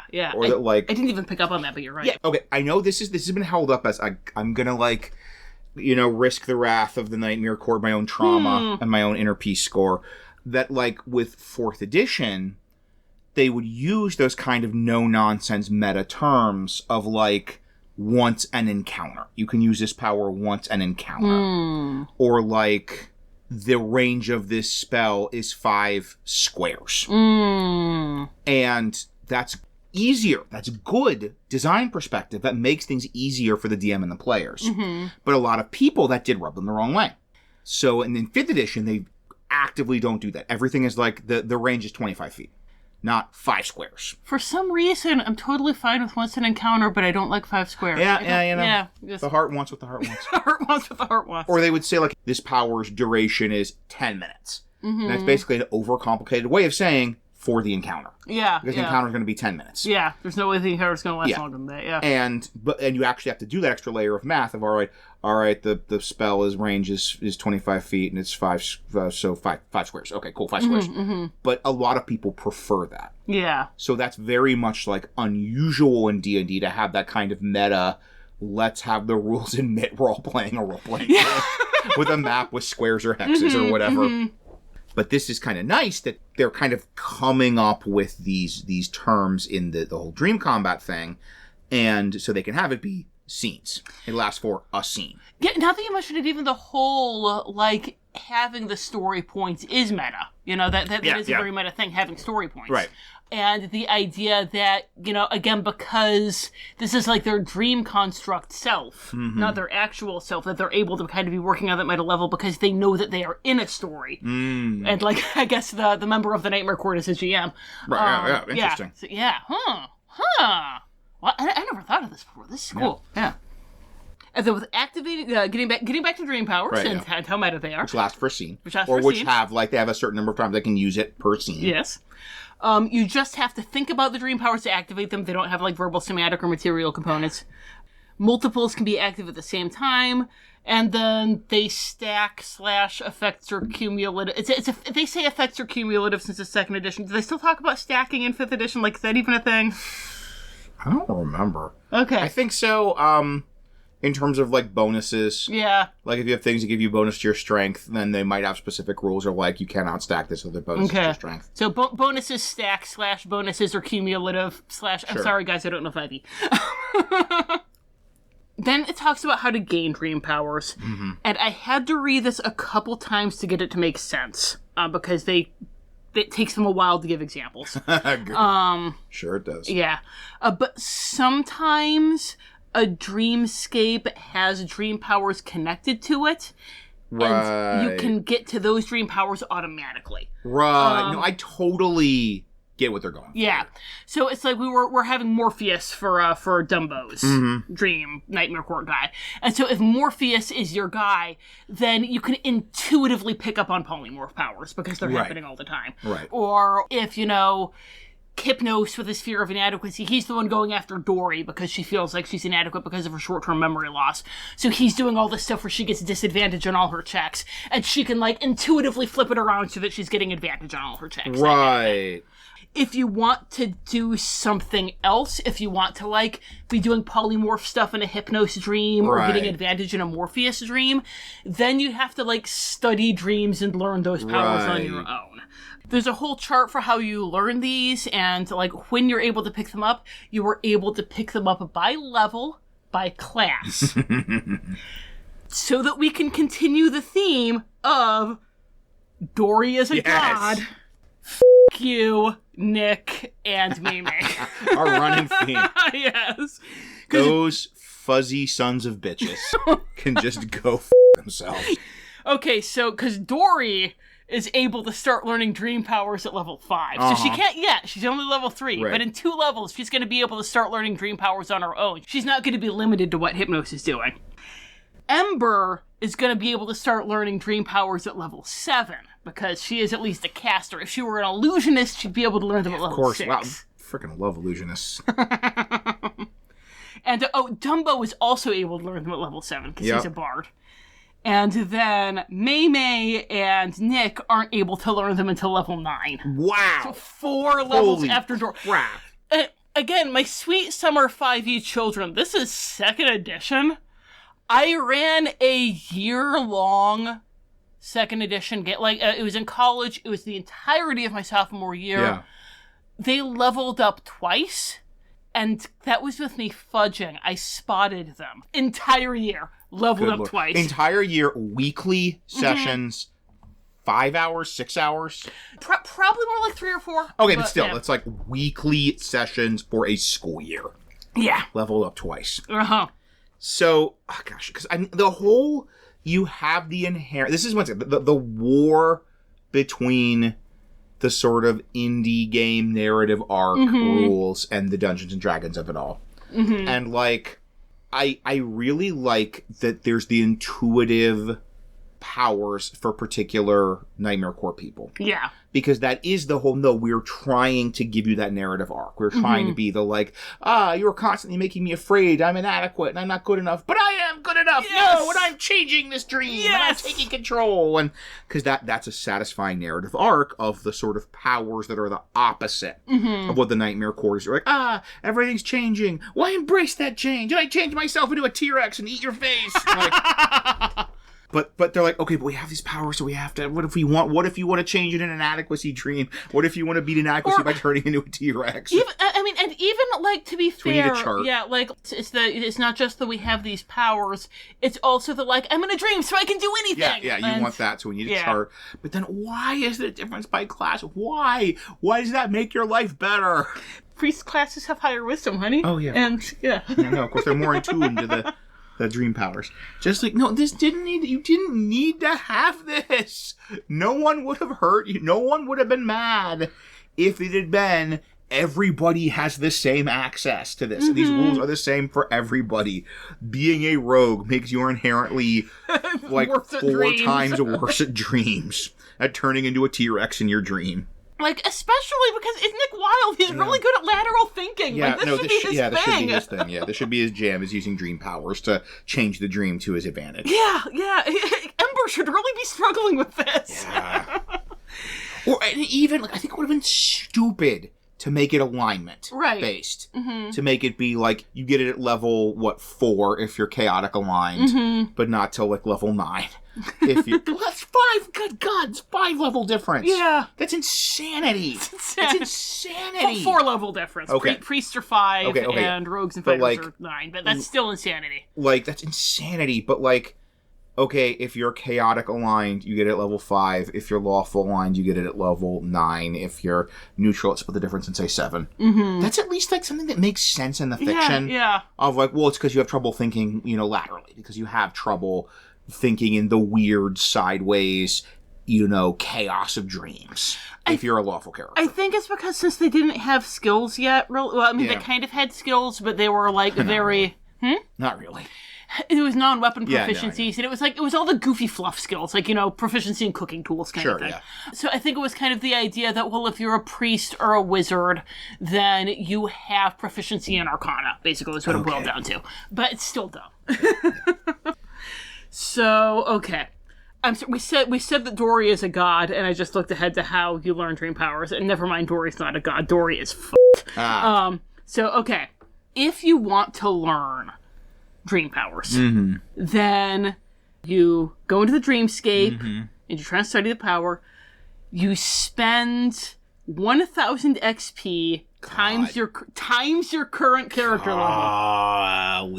So Dory spends 3,000 XP. And then she goes into the dream. Let's say she wants to do the Morpheus power and change shapes. She goes into the dreamscape, and she tries to change shape. And she does this by making an int check at -4. I love when you spend stuff and then have to make a roll. And let me guess, if she fails, she is just out of XP. Correct! She is just Correct! You know second edition! Bought a lottery ticket and is just out of luck. Just Yeezys. Yep. This is... And again, it's second edition. XP is precious. Yeah. No, if you do this, you're stupid. No, I just remember from Mage the Ascension, if you wanted to raise your arete, you had to spend an absolute metric. It was horrifying how much you had to spend of EXP and then go on a dream quest. That you may or may not succeed at. Failed in the dream quest, you were just out You're I could have used that EXP to become a world-famous billionaire. Or I could use it to potentially roll some dice to see if I raise my arete. Yeah. Oh my, it was bad. No, this is classic 90s bullshit. This is classic 90s bullshit. Of you want this thing, you have to spend a gargantuan amount. Okay, spend XP, sure, but then you have to make rolls. Yes. To see if you justified it or not. Yes. Or I could say, you know what I don't have to make a roll for? Leveling up. Leveling up. It just happens. So really, what the hell was that? Tom just gestured so hard that a Walgreens receipt flew across the room.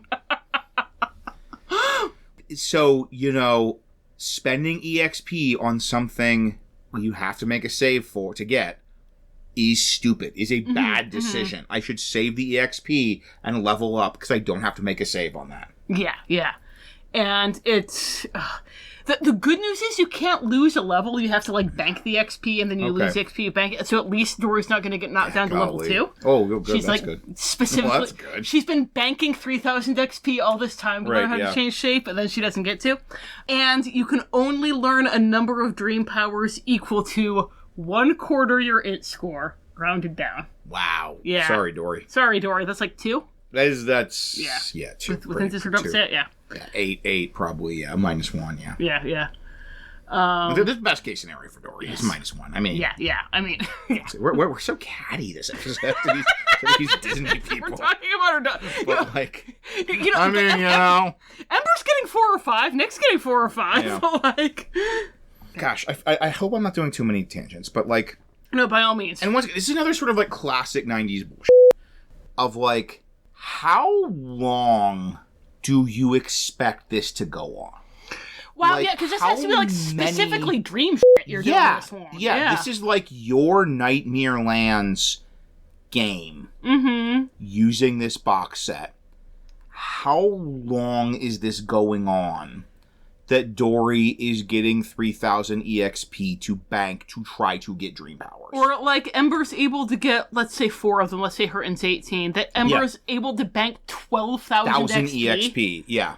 When she's level 3, what can that woman do with 12,000 XP at level... how level would she be by now? How does this compare to, okay, what is it going to take to get Dory her inner peace number?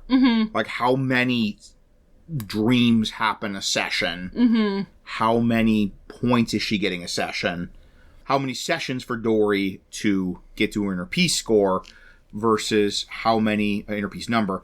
How many sessions for Dory to bank 3,000 EXP to get the shape change power to use in those dreams, attempting to pursue her inner peace number. To use a single skill. And once again, I saw this all the time running Mage the Ascension, which I did for a while. All the time of these rules are how long do you expect this campaign to be going that people are getting this much XP to spend? It's something. And it's specifically for the Nightmare Lands. For this box set.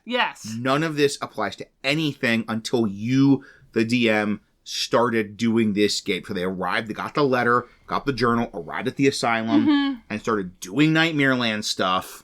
None of this, that's the stopwatch. For how long is this going to go that they're going to get 12,000 EXP? Yeah, it's Mage the Ascension, at least, if we had done rules as written, which thank you so much for not doing rules as written, honey, that, it would have cost so much experience for me to create my extremely modest magic item. But I would have had that magic item for the whole game. Yeah. And it wouldn't have been this one weird specific subplot, season. Unless you're running a Nightmare Lands campaign, but I feel most people looking at this are doing this as part of an ongoing Ravenloft campaign. Of a season of the campaign, you're fighting the Nightmare Court. Yeah. Anyway. Tangent. Then we get to the specific dream powers, and I'm only going to talk about the silly ones here. There are a bunch of, your typical, everything's slow, the dreamscape changes, you change, you get disadvantage on stuff, I'm only going to talk about the silly ones, because that's what you guys are here for. Okay. Alter spell. Right. I had to go and double check what I was talking about here, because in my notes I had goofily specific. I'm listening. When the user wants to alter spells, he picks an entire level of spells and pays an amount of mental fortitude points equal to 2 times the level specified. Okay. Once that cost is paid, all spells of that level are altered until the dream scene ends. Wizard spells and priest spells must be paid for separately if you have both. Sure, okay. So, if you're Fireball's 3rd level, right? Sure. If you're a wizard and you want to double the effectiveness of Fireball, then you're going to spend 6 mental fortitude points. And this is going to apply to all your 3rd level spells, but only your 3rd level spells. Yeah, that's... Not 2, not 4, 5 is right out. This is before cantrips, so, like, you know, you warlock just their Eldritch Blast. Like, you don't exist yet. Go away. So this is at 6 fortitude points? This is double the level of the spell. For Fireball, so, yeah. And what's good, Dumbo's inner peace number is 20. Mm-hmm. So this is more than 1/4 of the points Dumbo would need to achieve his inner peace number. Yes. Like the spending HP for dream powers, this might be the better play might be to not spend these. Mm-hmm, mm-hmm. And then, if the Nightmare Court uses this against you, then it halves the effectiveness of your spells. If you use it, then it doubles the effectiveness or can cancel out the Nightmare Court. It's so silly. It's so silly. Okay, so then we get to Incompetence. Oh, boy. Incompetence is like, legit, this one is so fun. I love this one. It can only be weaponized. PCs can't use it, only the Nightmare Court can use it. I guess you could use it against the Nightmare Court. It's a silly mental image. But Incompetence swaps your highest stat and your lowest stat. That is pretty delicious. So, like, Nick Wilde is in a dream, and he's about to, like, con his way out of a situation, and then suddenly his tongue ties himself into knots, but he's jacked. Yes. He's really strong, but very bad at charisma. Yes. That's pretty glorious. So it's just I love this. I love this so much. It's just the silly applications are wonderful, and I feel like if you spring this on your PCs, they're still going to have so much fun. Yeah, you know, they're from being Jack Nick Wild. Like yes. Nick's player is going to have fun being like punching through doors. Like kicking down doors, Nick Wilde. Like, being just, the absolute most coarse, boorish version of himself. Yeah, just not charismatic at all, but just, like, bench pressing refrigerators. Or, like... 18 strength Nick Wilde. Yes. Or, like, when I was first reading this, we hadn't settled on our party yet, so the first thing that I thought of was actually the opposite of this, which was Quasimodo, which was suddenly Quasimodo has noodle arms, but he's just the most persuasive guy you've ever met in your life. And he's gonna have so much fun being Quasimodo the Face. Or like Dory suddenly is hyper intelligent. Yes. I say. And like not good at wisdom, but suddenly very intelligent and erudite. Yes. It's gonna be so much. I see Dory having high wisdom. Oh yeah, totally.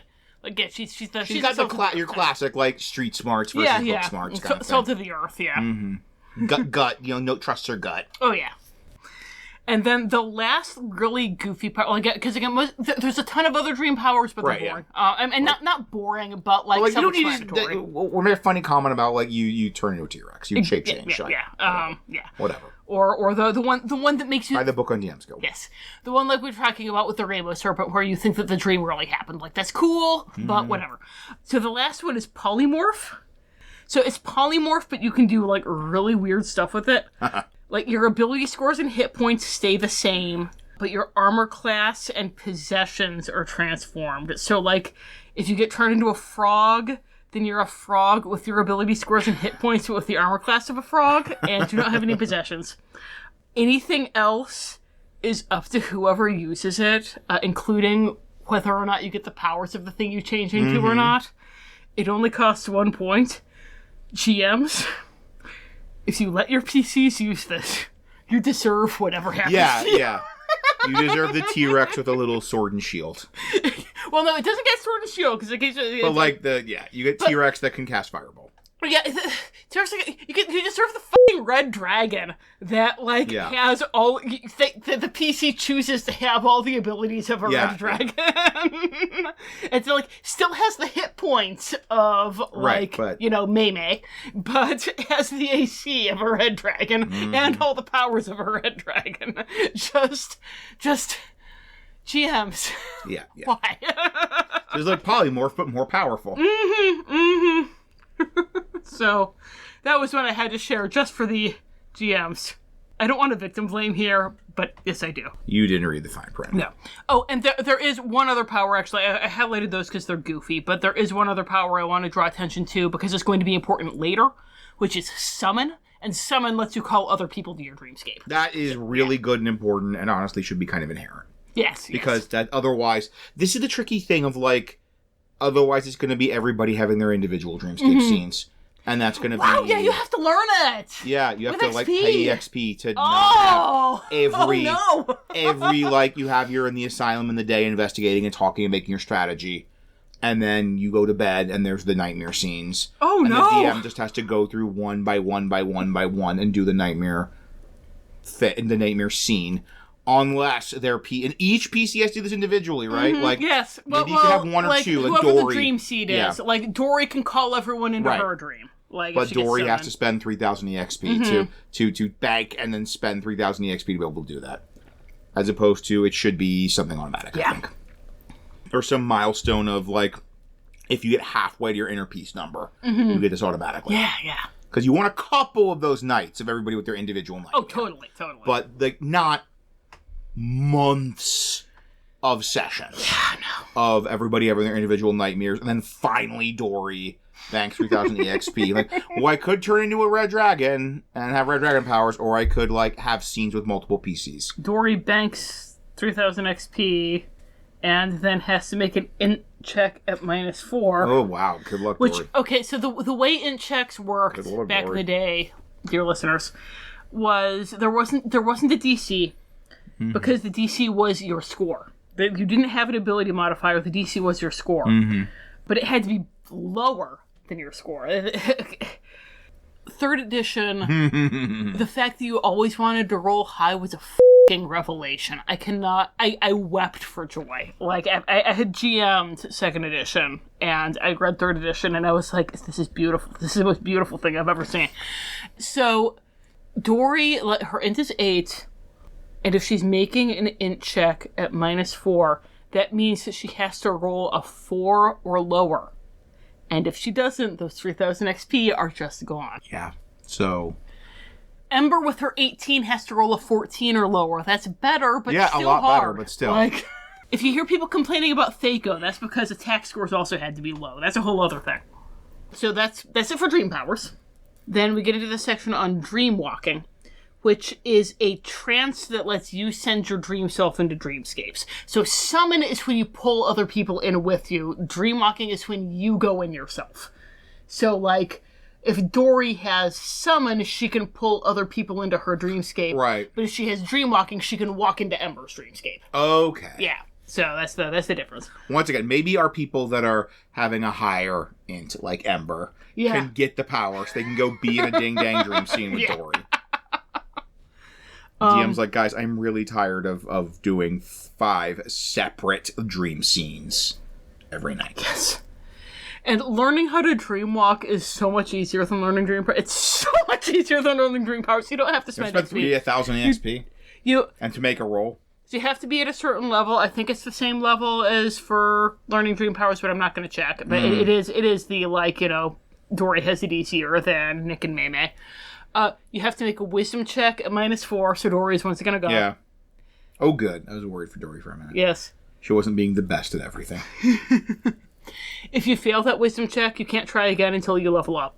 That's it. That's all. Yeah.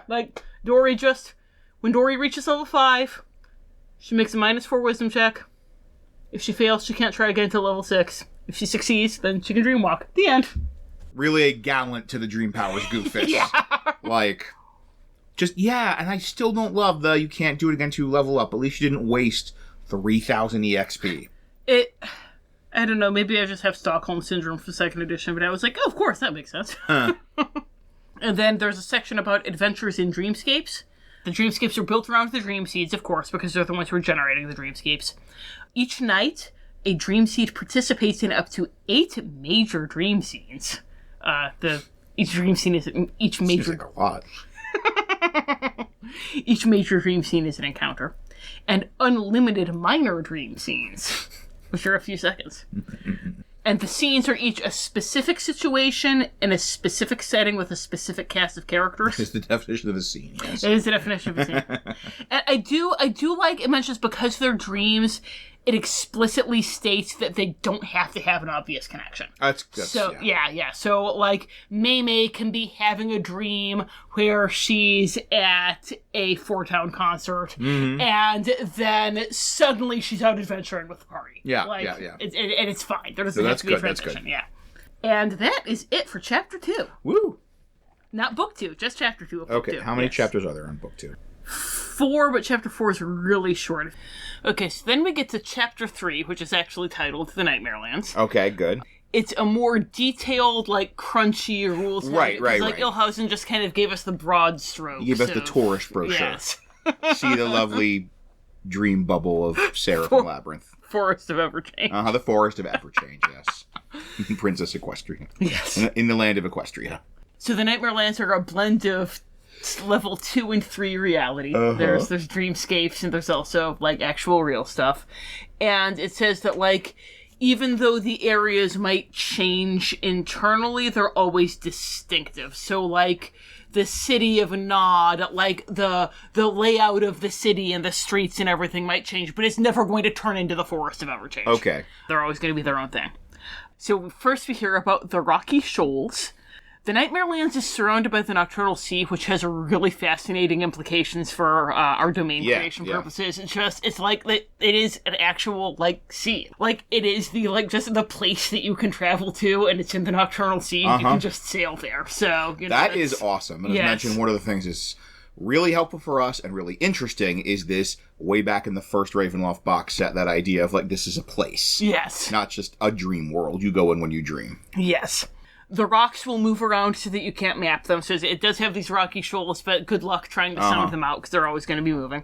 And they'll rise up spontaneously to hit ships. So, good stuff all around. Mm. Read this. I love when my notes say read this nonsense aloud. I know. Yay! It usually means something fun is coming. Yes. Alright, it usually means something fun is coming. Specifically, something very 2nd edition, my sweet 5e children. A ship that sails toward the Nightmare Lands finds itself caught in a deadly current that carries it toward the tooth-like shoals. The ship captain must make a sailing proficiency check with a -6 penalty to keep the ship from striking any rocks. -6? Good lord. Yeah. The DM determines the number of checks needed to make it to the shore. This number should range from 3 in a relatively calm sea to 8 in a terrible storm. If any check fails, the ship strikes a jutting rock, or perhaps the rock moves to strike the ship. A ship that crashes into a rocky shoal will sink or otherwise become completely unseaworthy in a number of turns, or rounds for small boats, equal to the captain's intelligence score. In the interim, those crew members who haven't abandoned ship before the turns run out suffer 46 points of damage every turn, or round for small boats, as splintering timbers, falling masts, and jagged rocks crush and throw them. Wow. Yeah. There's a number for everything. There is a number. There's a chart for everything, and everything has in its its chart. number. Yeah. Yep. And then there's further. Chart. Yeah. Tom, I see it. Tom, look, Glazed over. It's the weather chart, the weather condition chart, and I do like this. The weather conditions, because it's the Nightmare Lands, there is nothing between becalmed and strong winds. Mm-hmm. Just, you roll the d10, if it's a 1, it's becalmed, if it's a 2 to 3, it's strong winds. You don't get nice winds. That's just, that's not nightmarish. Not nightmarish at all. Mm-mm. And also with the weather, a cool thing is that you roll the d10 to see what the weather is, but you re-roll it every turn. So you might have a hurricane, and then suddenly it's becalmed. That is neat. That is nifty. Yeah. So that's very good. Dreamy. Yeah, good nightmare stuff. So then, once you navigate past the rocky shoals and land on the beach is the Outlands. It's the gray, jutting rock that goes from the shore to the Ring of Dreams, which is, the big floating dream bubble.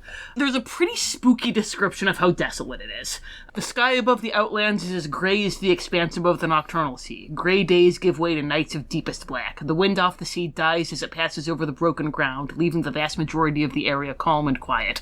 Though it never rains, thunder constantly rumbles through these badlands, and occasionally lightning strikes from out of the sky to carve a new furrow in the stark soil. So just like, you hear that, it's like, okay, that's creepy. Just the Outlands are just good creepy stuff.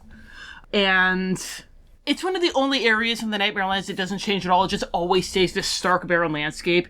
And every now and then you see, like, illusions and dream scenes flickering by, but it's very obvious that they're illusions and dream scenes. They're not going to get sucked into it. And it just kind of like seeing this, walking by and seeing suddenly this weird flicker of Sarah dancing with Jareth or whatever just kind of highlights how dead the landscape is and how artificial it is. That's just awesome. Pretty sweet stuff. The Good Outlands stuff, are great. Yeah.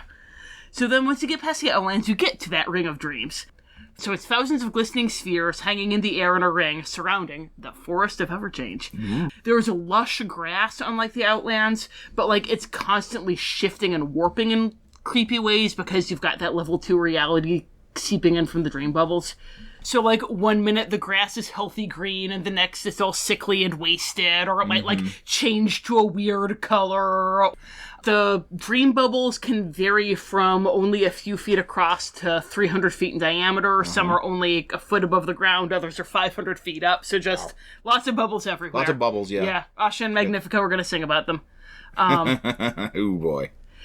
The empty ones are colorless, and the ones that are currently occupied have a sheen of color, and if you stare too long, you get pulled into one. If it's active and there's somebody in there, then either you get pulled into their horrible nightmares, or you just witness their horrible nightmares and have to make a horror check. If it's empty, congratulations, it's yours now. It's yours now, hooray. So once again, this is all good stuff. Yeah, so yeah, don't stare at bubbles, good, idiot. Yes. Don't stare at the dream bubbles. Why would you stare at the dream bubbles? Why would you stare at the dream bubbles? Alright, and then we get to the most goofily named, the Forest of Everchange. It lies in the center of the area that's surrounded by dream bubbles. It says that it constantly and randomly changes, but it always returns to the form of a deciduous forest at least once in every 6 transformations. Like on some sort of 6-sided die. Yes! And then, we get the giant chart, the giant 2D10 chart. Wow, I'm looking at the 2D10 chart, yeah. Forest, lush and dark. Forest, sparse and dead. Desert, freezing. Mountains of quartz. Mountain, volcanic. Ever-changing. Plains, prickly pants. Plains, prickly plants. The nightmare is having to say things. Yes. So many peas. And that there's a 50% chance there will be some kind of weird habitation for them to explore or interact with. And then it's cool there are dream spawn there, and they'll change depending on what the setting is. So, like, if you're in an Arctic setting, there'll be polar bears. And then when it changes back into a deciduous forest, every 6 turns they turn into, like, a moose or whatever. That's really cool. Then when you get past the Forest of Everchange, you get to the City of Nod, which is a sprawling, ruined city that looks abandoned, but you can feel eyes watching you. Everything's broken and forlorn. Streets and buildings are always moving when your back's turned. Acoustics are off, so you can never tell how far away something is. So, like, stuff. all good stuff. It sounds like with 5e, they might have taken a bunch of this for what they did with ECAF. Like, I'm getting like strong ECAF vibes. Yeah. From some of the stuff, especially description you were just doing of the city. Yeah. Which makes sense if they really want to emphasize the idea this is like the city of the dreaming city. You have a lot of Nightmare Land stuff you could bring in. That does make perfect sense, yeah. And then, in the City of Nod, you get the Ghost Dancers Theater, and whatever the name of the park is. The Rainbow Serpent lives in Central Park. I don't It's just Central Park. Central Park. They can't all be the Ghost Theater or the Weeping Cathedral or whatever. Yeah, the Grieving Cathedral is a sick name. Oh my gosh, the Nightmare Man lives in the Grieving Cathedral. Some people just live in Central Park. It's not actually called Central Park, but it's Central Park. Like, there's a big park in the middle of the center, city. Yes. I mean, he's a serpent. Where else would he live? So then, we get to the section that asks the question, Tom, what do you do with it? Woo! So, reaching the Nightmare Lands. How do you get there? You can get there physically, which means you're a wanderer, or in a dream, which means you're a dreamer. If you're a wanderer, it could be that the mists pick you up and take you. Sure. It could be that always a classic. You take a boat. Right, it's apparently off the coast of Nova Vasa, which, explains how Dr. Illhousen, knows so much about it. So, if you leave from Egertis, which is the city that Illhousen's asylum is in, you have a 1 in 10 chance of ending up in the Nightmare Lands, 4 in 10 if you have directions. So, if you're specifically trying to find the Nightmare Lands because that's where the plot is, and your GM is a real rule to stick with, then you only have a 40% chance of getting to the plot. Because 2nd edition. But even just, if you just leave on a boat, you have a 10 to 40% chance of going to the world of dreams. Yes.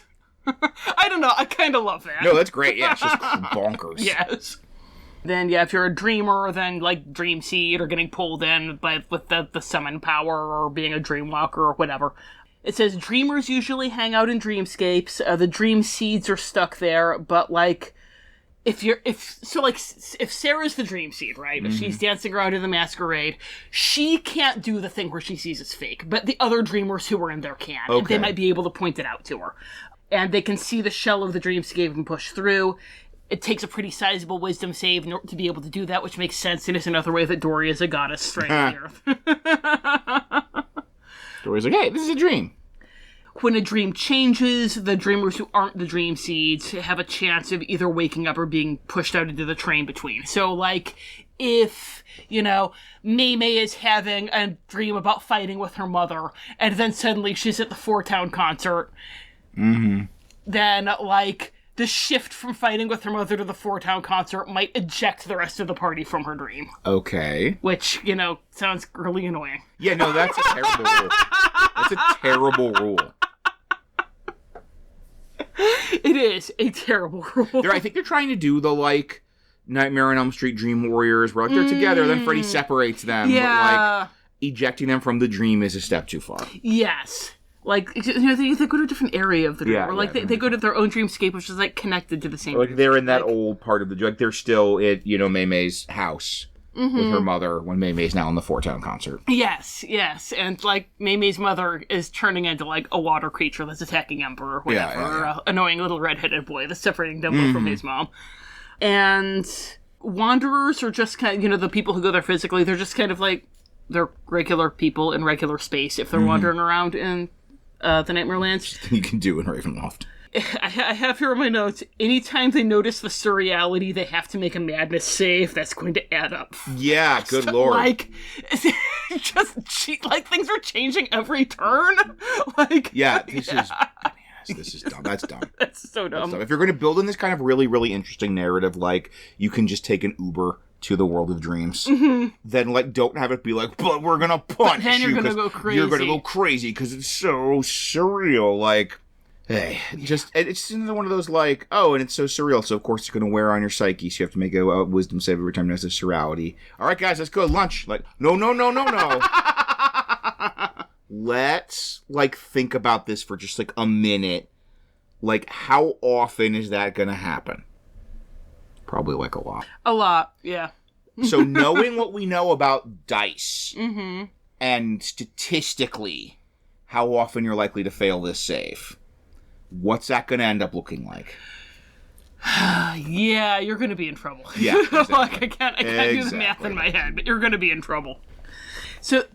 if you're awakened, you go to someone's dreamscape. Like, if you're a dreamer in someone's dreamscape, you can just wake up. If you're awakened, you go to their dreamscape, and you're trying to save them from in there, then you have to find something that was much less silly in the 90s. A nether portal. Yes. Where you will fight the Enderman with your diamond sword. So our children tell us. So we gather. Yes. From our children's dense and impenetrable YouTube. I had to read...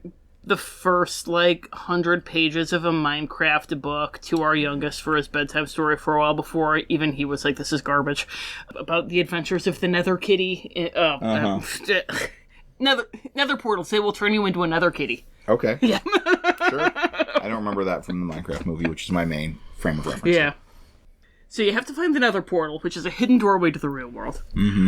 A wanderer will often have to interpret and unlock the secrets of the dream in order to locate another portal. This usually means navigating a dream dungeon or battling past some sort of dream protector. Oh, good. Whew, I was really, really worried for a second. It doesn't involve navigating a dungeon or fighting a boss fight. There's a dungeon. Yay, a dream dungeon. It's like a regular dungeon, only more dreamy. You jump into the Nether portal, and you don't meet the Enderman. You go into a howling void.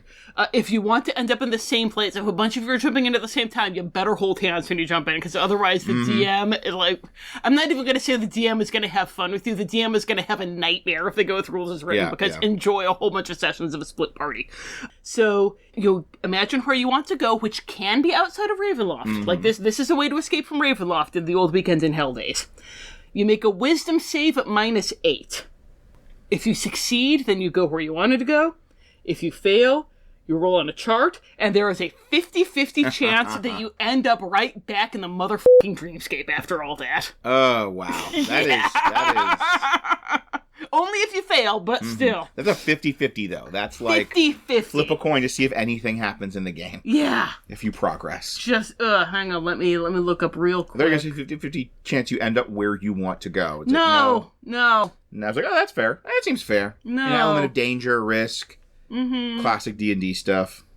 Yeah. No, you, Where does another portal take a wanderer? That depends on the wanderer. Navigating the dimensional void requires a very strong will. Even then, success isn't guaranteed. The wanderer, or lead wanderer in a group, which better be Dory. Better be Dory, yeah.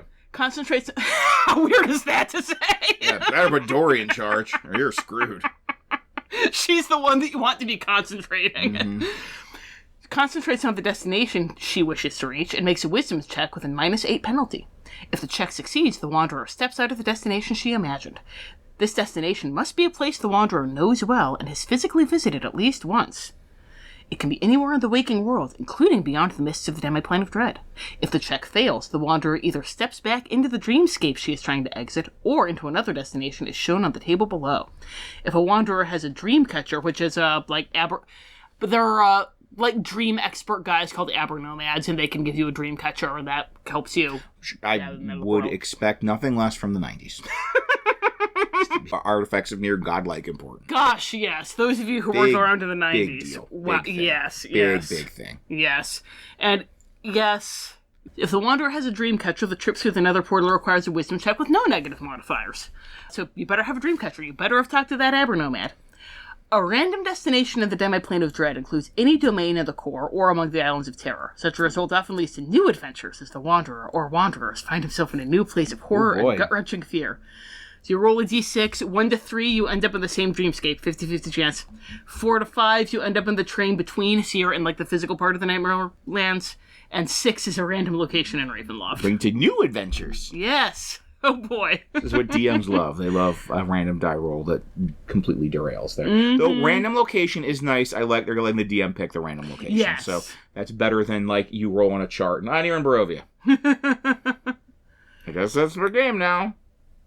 And then it gets into the dream powers of the Nightmare Court. Mm-hmm. It says 6 members of the court have been identified. There may be others. So if you want to make up your own Nightmare Court member, you can. Good. I like that a lot. I like it too, yeah.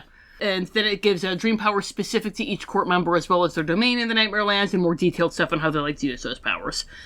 So, the Ghost Dancer, her preferred powers are Muddle, which is when you think a thing really happened but it was part of the dream. And then Nightmare, which turns a dream into a nightmare? Yeah, okay. I guess. It says that the Ghost Dancer is a harbinger of guilt and remorse. Dreams start out with a hint that a dead person is still alive or a bad thing didn't happen. And then I'm saying that as a quote. And bad thing didn't happen as a quote. It's not. A bad thing didn't happen. So the dreams start out with a hint that whatever they're regretting didn't actually happen. And then she uses Muddle to plant that subconscious sense in the seed. And then she does this for a few nights and then starts hammering them with nightmares. Which it's kind of weird because it's so we've got May as our person who's being targeted by the Ghost Dancer, because we're kind of doing a version of this where she and her mom had a big break. Right, yeah. And, she kind of ran off and was doing her own thing. Maybe hurt her mom. Yeah, when she panned it out, yeah. So she's, dreaming for a couple nights that everything between her and her mom is fine, and, believes that when she wakes up, and then she starts having nightmares about how things actually went down, which... it just feels like those couple days, the bubble's gonna get burst somewhere in there. Yeah, or just that's not, the narrative. Mm-hmm. That's not, if this were a movie about May and the Nightmare Court and this, ballerina Freddy, then it wouldn't be I had a couple of days where I dreamed that things were okay and my mom wanted me to come home and it was okay. And then it all got, it goes right to the bad stuff. Yeah, and I think what it's going for is the idea that she kind of dangles hope in front of them and makes it worse. And I could actually see it, now that we're talking about it, and you're mentioning that, they're talking to her mom and her mom wants her to come home. I could actually see a really sadistic DM kind of doing a smile thing here. So, or specifically I'm thinking of Smile 2, which I'm sorry guys, spoilers for Smile 2. But she thinks that she reconciled with her best friend, and it turned out that the demon was just messing with her the whole time. And I could see a really sadistic GM, doing scenes with her mother, where, the PC and possibly also the player, depending on how well you've session zeroed it, think that she's reconciling with her mother, and then everything goes to hell. That could be interesting. I could also see it, for me, the obvious place to take this is having these things in the same dream of like, oh, and you have this dream and it's all wonderful and your mom is you come home and your mom is so happy and she loves you and forgives you and she kills you with a pen. Like then it turns into a nightmare. And like that is the story. That is the kind of thing you would see in this Nightmare on Elm Street movie. Yes. A Nightmare on Elm Street 10, Freddy's Ballerina. But just having it has to be these like multiple nights, it really doesn't fit that narrative arc you get in this kind of movie. Yeah, because even with Smile 2, like that's the main thing that I'm thinking of where that kind of happens. And she's got the friend, but there's other tensions that's getting ratcheted up. And like I don't know what will be going on simultaneously. Yeah. And it says that when she hammers them with nightmares, she gets them with vicious attacks drawn from the event itself because she has to attack them and deal damage. Right, yeah. So, otherwise, how would anything else work? So it's not going to be that Mei Mei is like dreaming about killing her mom instead of hurting her. She's going to dream about her mom turning into a kaiju panda and killing her. Right, That's how this works. And then we get to Hypnos, the guy with... Hypnos has a monocle, for those of you who missed the first episode, and he is the one who makes you dream about showing up in class or work naked. Sure. His preferred powers are basically he gives you disadvantage, he makes you slow, and he does that one where he swaps your best and worst skill. That's fun. Yes. His targets are frustrated people who feel outclassed or inept in the waking world. A warrior who suffered an embarrassing defeat. A wizard who bumbled a spell at a critical moment. Or even a simple farmer who works all day but still can't support his family. Even a non-PC. Even. That is the net, the width of the net he is casting. Yes. Even. Someone with NPC glasses. Even a druid with short-term memory failure. Who is our target for Hypnos. Yes. Because, obviously, right? Like, she's going to... Fear of inadequacy. So it says that he builds the dream toward an inevitable conflict with forces that the dreamer can't defeat. A fight usually starts due to the dreamer's incompetence. Yay!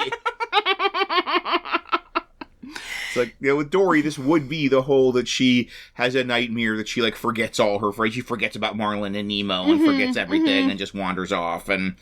But no, I'd have to fight. No, it's going to be like when she's trying to navigate the tunnels and finding Dory, but it's like she's leading the party through a maze, and she tried to memorize the map and couldn't memorize the map, and so she walks into a room full of displacer beasts. Yeah. Like that. I can see the whole thing unfolding in my mind.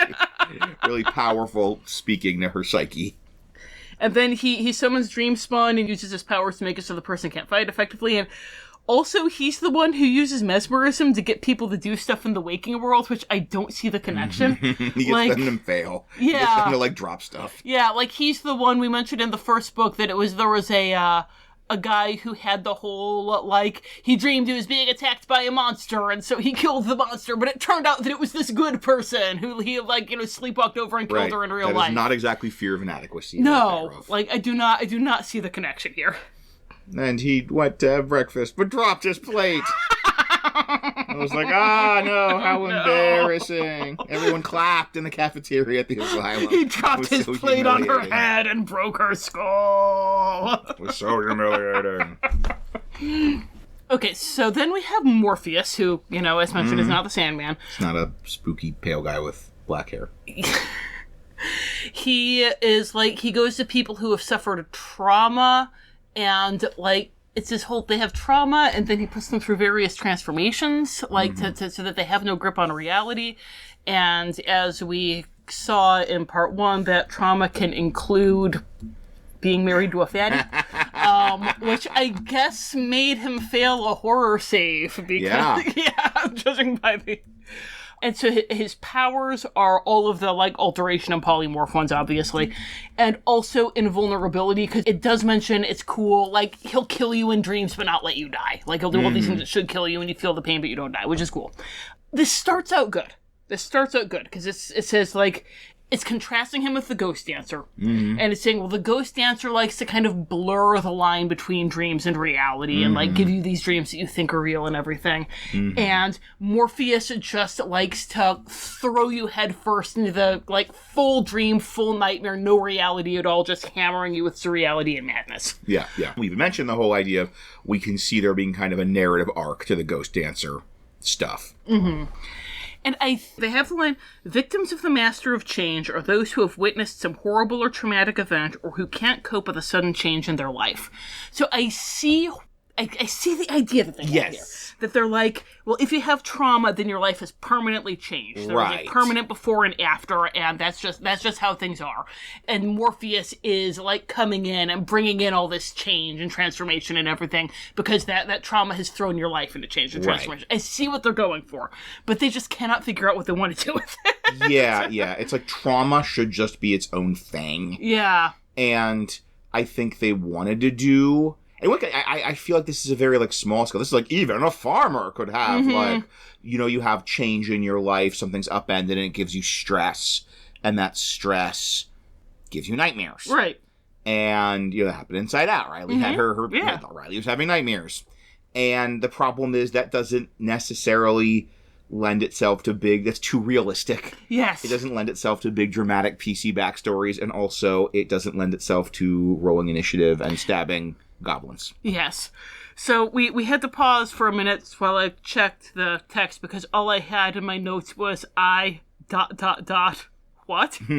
So, okay, I am going to read Morpheus's bit to you here and see how we can possibly apply this to Dumbo, because Dumbo is our Morpheus. Dumbo's our guy, and he had trauma, and he had change. And change, He saw his mother arrested, his mother locked up, and now he's like, you know, without this singularly important familial bond, this person in his life. And he's a clown now. Like, even his role in the circus has changed. And, like, his appearance has changed a lot of times. He has clown makeup.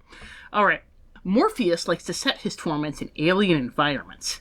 Besides being able to survive in the strangest places, the villain's victims are often transformed into some creature appropriate to the setting with the polymorph power. So he, like, sends them to, like, a lava field? And turns something him into a survive in lava. Yeah.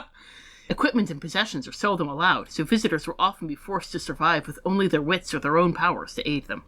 Morpheus's dream seeds often find themselves running across crumbling bridges, forced to leap across the backs of flying birds to reach the other side, or participating in some other insane and deadly trial.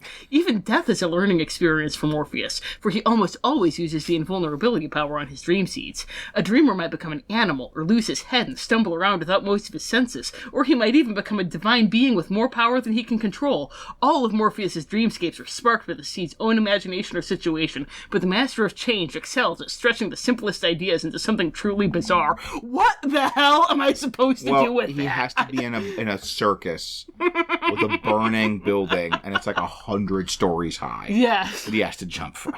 That is, like, really specific. Wow. Or even, it's really specific and really vague at the same time. Yeah. Like, it's just, they don't give a single, like, okay, what are these changes and how do they apply to a person? Like, how would you have a person, like, losing their head and stumbling around with most of their senses, and how does that relate to what trauma? And just, I'm so confused. Yeah, this is like, okay, trauma, right? That seems the obvious thing to pull out and do Nightmare and have my, like, PC dream seed. And it's like, okay, you know, his sister was killed by a werewolf. Right. And, you know, he escaped, but is traumatized. What does this communicate? Like what? My sister was killed by a werewolf. So now he has to jump across the backs of giant birds. Giant birds. I'm so excited. And her head might roll off and roll around. He has to chase it around. Like Billy Butcherson. Yes, exactly. Or, like, it might be a volcano. That's scary. He gets turned into a salamander so that he survives. Yes, the alien. golly. Yeah, I am lost. I am so in the weeds with Morpheus. This is one of those, like, I'm sure they had a thing that this made sense. But it's not clear. No. To the rest of us. They're not telling us what the thing is. Yeah. This is so weird and nonsensical, yet so confidently stated. That there must be, like, a thought process where this makes sense. And they could tell us, oh, this is what happened with Dumbo. And be like, oh, okay. Salamander, of course. So our next one is Malonga. She's the phobia one. She's exactly what you'd expect. Yeah. No, like, nonsense. No, like, nonsense, no. Because fear is about powerlessness, so she likes to make you... She shrinks shrink you, or paralyzed, or she shrinks you. She likes to shrink people. Yes. She likes to put them in environments where they have power and then lose power. No, just very straightforward. She chases Ember with water elementals. Water elementals, Ember is our phobia one, and because she almost drowned in her parents' shop, and so is has now a crippling fear of water. Yes. And it's nice they give, like, specific examples of how she can play with her victims. So imagine, so, like, she likes dreams where the victim is chased or tried to hide, and then they get caught and maimed, but they escape, but now they're slower, and, like, and so they get caught again and escape, but now they're even slower, and just, that's good. That's good stuff. You got a real Goofus and Gallon here with these two. Yeah. With the M twins. Mm-hmm. And then we finish... The rainbow serpent, who is the seditious liar, not to be confused with the pernicious liar. I cannot make this make sense. One of his preferred powers is befuddlement, which makes you forget the dream. I don't see how this benefits. That is the opposite of what he wants. Like his whole thing. So just to clarify, he is the one that makes you suspicious of everyone, right? Yes, like because his other power, which is good, is you have the dream and you think it really happened. Mm-hmm. So Nick Wilde is our rainbow serpent victim. He would have a dream where, like, Dory was laughing at him for being a carnivore or running from him in terror because he's a carnivore and she's just a little fishy. And then he would wake up and be convinced that Dory hates him. And he would think that it really happened. Nope, good stuff. Be yelling at Dory about this thing that really happened and, like, she wouldn't understand. I don't understand why he has befuddlement. I got nothing. Yeah, no, that's the opposite of what he wants. Yeah. Oh, never mind. Actually, okay, we can. Maybe they were one step ahead of us. Yeah. Hang on, let me go back. Okay, never mind. This is good. Hang on. Ooh. Okay. This is live, baby. This is live, baby. Aren't I embarrassed? I didn't look far enough ahead in my own notes. Okay. Okay, so he uses it for... Never mind, no, this is still dumb. I'm on an emotional roller coaster. I'm going to edit this. He pulls the dreamers into each other's dreams, and then he can take control of Dory and make her be mean to Nick, and then forget about it. But I don't understand why he doesn't just make Nick dream about Dory in the first place. Yeah, that's really overly complicated. Yeah. That's really, wow. Yeah, no, I saw they had control. It said he uses control / befuddle to make them do something bad and forget about it. And I'm like, oh, is he like Hypnos? Does he do post-hypnotic suggestions? So, like, he would like make Dory do something bad while she was awake, but no, it's just... Why does he not just have Nick dream about Dory doing something bad? This is way more complicated. Because it's more complicated. It is more complicated. And yeah, basically, he is the Nightmare Court member of that episode of SpongeBob SquarePants where Squidward was whispering bad things into the bubbles to turn Patrick and SpongeBob against each other. And then our last member of the Nightmare Court is the Nightmare Man, whose name I have to say very carefully because it's so close. Nightmare Land. Yes. And that is not one of our party people. No, because he never personally directs a dream except for Dr. Illhousen. Ooh, look here. Yeah, isn't Dr. Illhousen a fancy man? Deal. I know, right? He may go into interesting dreams to observe them, and when he does, he blends into the background and isn't seen, except for when he is, apparently, because, Yeah, Dr. Illhousen saw. So did that one lady who we mentioned in the beginning, in the first episode. And then... This is cool. Like he has overseers that he controls. Because there's the whole idea that like there are the dream overseers that you we mentioned earlier, and you have to roll initiative. Yeah, stab goblins. Yeah. And so he has dream overseers called horrors that kind of answer directly to him, and most of the times they handle the dreams, and every now and then he'll peek in and observe. His goal is to get the horrors to put people in comas, so they're permanently dreaming, and their nightmares just feed him forever. And I'm going to assume that the Nightmare on Elm Street remake stole this. Probably almost. In a good world, yes. I refuse to believe the Nightmare on Elm Street remake had anything good going for it, but that is super creepy. Like, yeah, that's great. Yeah, that's some serious fate worse than death stuff. And that talks about their lairs, the Grieving Cathedral. Woo! It's awesome. It's a cathedral of grieving. It's a cathedral. It's grieving. It's got stained glass windows, and the stained glass windows reflect the dreamscapes of the people who are trapped by him. Ooh, so yes, you look at those and you make a horror check. And that's good stuff. That's solid. That's very solid. It could be really creepy if it's like you look and you see a stained glass window reflecting like somebody you know. That'd be nice. Awesome. But they all have kind of like a phylactery there, and his is his altar. This is a good like boss monster design. It's like they're giving us the layer. I mean, I like they're saying, here are the powers I tend to use, here's the kind of way I like to do things. Yes. And then here's their, like, layer, here's their, here's some of the effects of the layer, here's their phylactery you can attack, this is good boss monster design. The Ghost Dancer has the Theater of the Macabre. It's a theater filled with an undead audience because they're all the people that she's killed through her dream powers. Like in Nightmare on Elm Street 5. Uh-huh. Or is it 4? One of those two. I think it's 5. Yeah, I think it's 5. And then there's a chandelier, an ornate chandelier hanging above. It's her phylactery because I, too, have seen Phantom of the Opera. Yep. And when she there's a countdown to her performance. Mm-hmm. And you want to get out of there before her performance. Sure, yes. Because you watch her dance and you go completely cray-cray. And you're going to be sitting there watching her transfix until you join the undead audience. That's sick. Because you've starved to death in the chair. Yeah, that's really awesome. Yeah. This is all good stuff. I've got the Spire of Sleep, which is Hypnosis Zone. It's a pale white tower full of traps. And it's surrounded by a moat that puts you to sleep. We get, super detailed description of the traps. I mean, of course we do. What even is this book if it's saying there's traps and they're not giving us the, saves and stuff? And then every time he appears, he's in a coffin, so of course his coffin is his phylactery. Yeah, of course. Morpheus is in the Forest of Everchange. Neither Morpheus nor the Forest of Everchange are worth any more attention. His relic is this big stone arch, and the cool thing is you get the clue because the stone arch is the only thing that never changes. Ooh, that is good. Yeah. This is, good. I like right? this. Even the whole, the guy in the coffin, there is, a very PC logic of, hey, let's smash the coffin. Yeah. Smash the coffin! Smash the coffin! Smash the coffin! This is another cool, the fight is going to be a story. It's not just going to be and then we rolled initiative, and then we rolled attacks, and Morpheus rolled attacks, and we saw who got to 0 first. Mm-hmm. It's going to be this whole story of you've noticed that the arch is the one thing that's never changed. Yes. And let's smash the arch. And he's like, I'm melting. And they're all like, high five. And they're going to feel good, and it's a good story. Yes.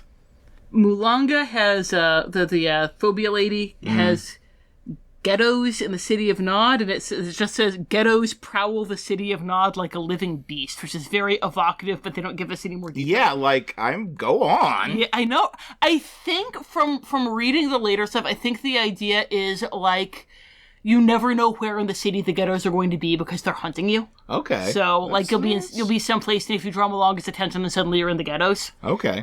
But you don't get that from this. And then her relic is a black cauldron.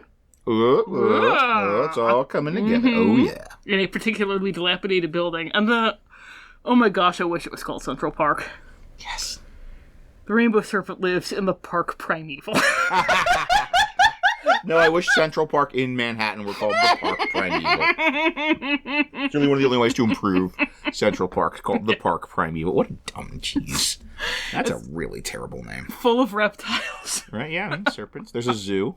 Are you ready to get dumber? Yes. Hooray. So his relic is this huge tree with runes on the bark. Okay. It's called the Tree of Suspicion. You have to destroy the Tree of Suspicion in the Park Primeval to save Nick Wilde from the Rainbow Serpent. This is like a parody of a Dungeons & Dragons. Yes, the Tree of Suspicion. This is like if they did an episode of Community. This is like Abed would have the Tree of Suspicion in the Park Primeval. And it was he was doing a Dungeons & Dragons version of something that happened in Greendale. Mm-hmm. They got Jeff and Britta yelling at each other. Yeah. Oh, here's the Abernomads. Okay. I don't know why they're all the way down here. So, then we get the Abernomads, who are the natives of the Nightmare Land.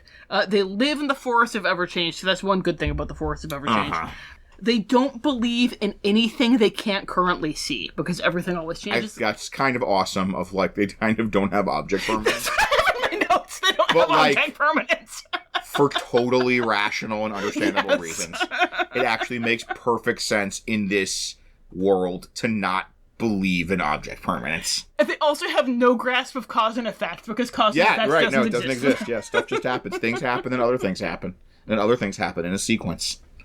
They don't have dreams, and they don't use magic because they don't want to connect to that kind of unreality. Sure. Except there are Aber shamans who are clerics, and they have to, wander from tribe to tribe because supposedly they draw the attention of the Nightmare Court. Okay, yeah. And shamans have the dream catchers that they can give you to help you get out of That's dreamscapes. Good. I mean, where else would you get a dream catcher? Where else would you get a dream catcher from a shaman? I love the 90s. I love the 90s. 90s were, for our younger listeners, the 1990s were a very different time.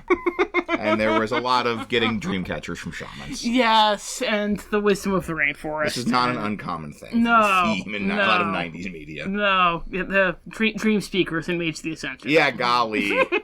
Google it, kids.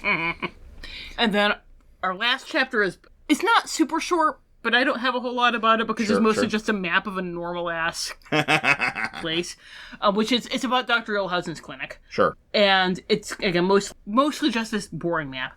The stuff that's actually notable is... So I mentioned Dr. Illhousen is an actual good, doctor. He's doing the best he can given the time period. His assistant doctor, Dr. Tasker, is much more that we're going to beat the craziness out of you type. Mm-hmm. It's a public clinic, so Illhousen doesn't have the power to fire him. He wants to, but he has to go through the local government. Okay, that's good, solid. Yeah, solid stuff. Tasker thinks Illhousen is deliberately sabotaging his career. And then, he had this dream, pretty metal, that he was stalking Illhousen through the halls of the clinic. Illhousen was squealing like a pig, and Tasker caught him, slaughtered him, and started carving off hunks of him like bacon. Nice. And then the Nightmare Man appeared, even though he never appears in dreamscapes. Right, no, he never does. Not once. Said, hey, you want to make this real? Let's work together. Ooh, I mean, that's really good. Yeah. That's really good from a narrative perspective, from a GM perspective, of you can kind of have this human villain in the waking world. Yes, so it's not exactly. It's not like, now I'm doing a Nightmare Lands game, they're at the asylum, they got the journal, and I've got sort of the day phase when they strategize and talk and make plans, and then the night phase when, the game happens. Yeah. But it's no, there's danger in the day phase. Yeah. And Tasker is a great hateable villain for this, because he's got kind of a similar thing as with Bellows, where, Bellows has all these high-handed things about how he's protecting the world from witches, but really he just wants the people that it's okay for him to hurt and kill. And Tasker's got the same thing of the, oh, well, when Illhousen is holding me back from hurting our patients, he's actually stopping me from helping them. Right, You have to be cruel to be kind. But really, he just wants to be a sadistic monster, and Illhousen is stopping him. And that is just such a great loathsome Great hateable villain. Great, Illhousen recruits you, but you have the whole, I can't fire this guy, and we just gotta, live with him. And just really good stuff there. Yeah. And then it even has, so, if you're in the Dr. Illhousen story, if you have him as your quest giver, as you go into the city of Nod, you find Dr. Illhousen's clinic in the city of Nod, but it's Dr. Tasker's clinic. Ooh. And it's basically the Nightmare Man is in your dreams, I'll let you do whatever you want. Ooh. And I can bring some of the patients who are under my care.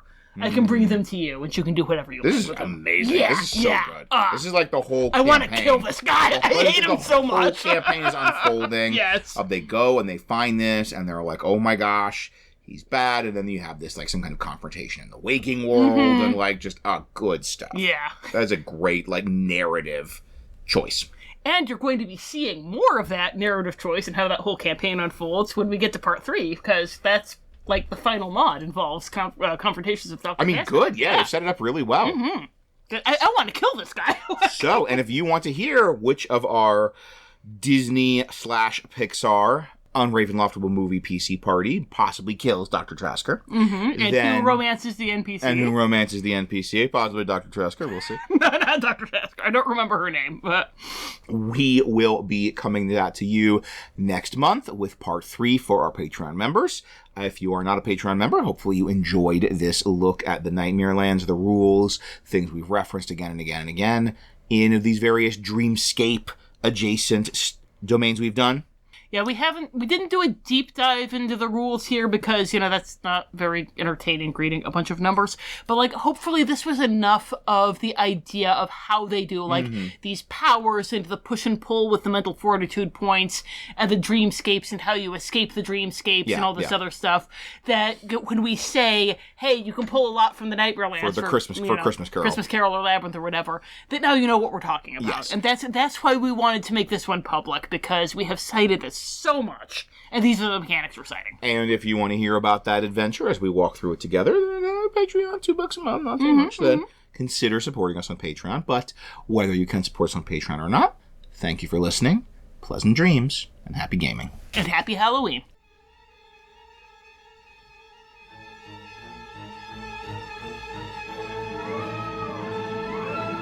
This has been The Wonderful World of Darklords. We have no affiliation with Disney or Wizards of the Coast. All music recordings used in this episode are in the public domain and were obtained through museopen.org. Titles and links are in the show notes. The Wonderful World of Dark Lords logo was designed by Haylight Jones. You can find links to their work in the show notes. If you'd like to support the show, look for us on patreon.com or find our tip jar on Red Circle. Thanks for listening.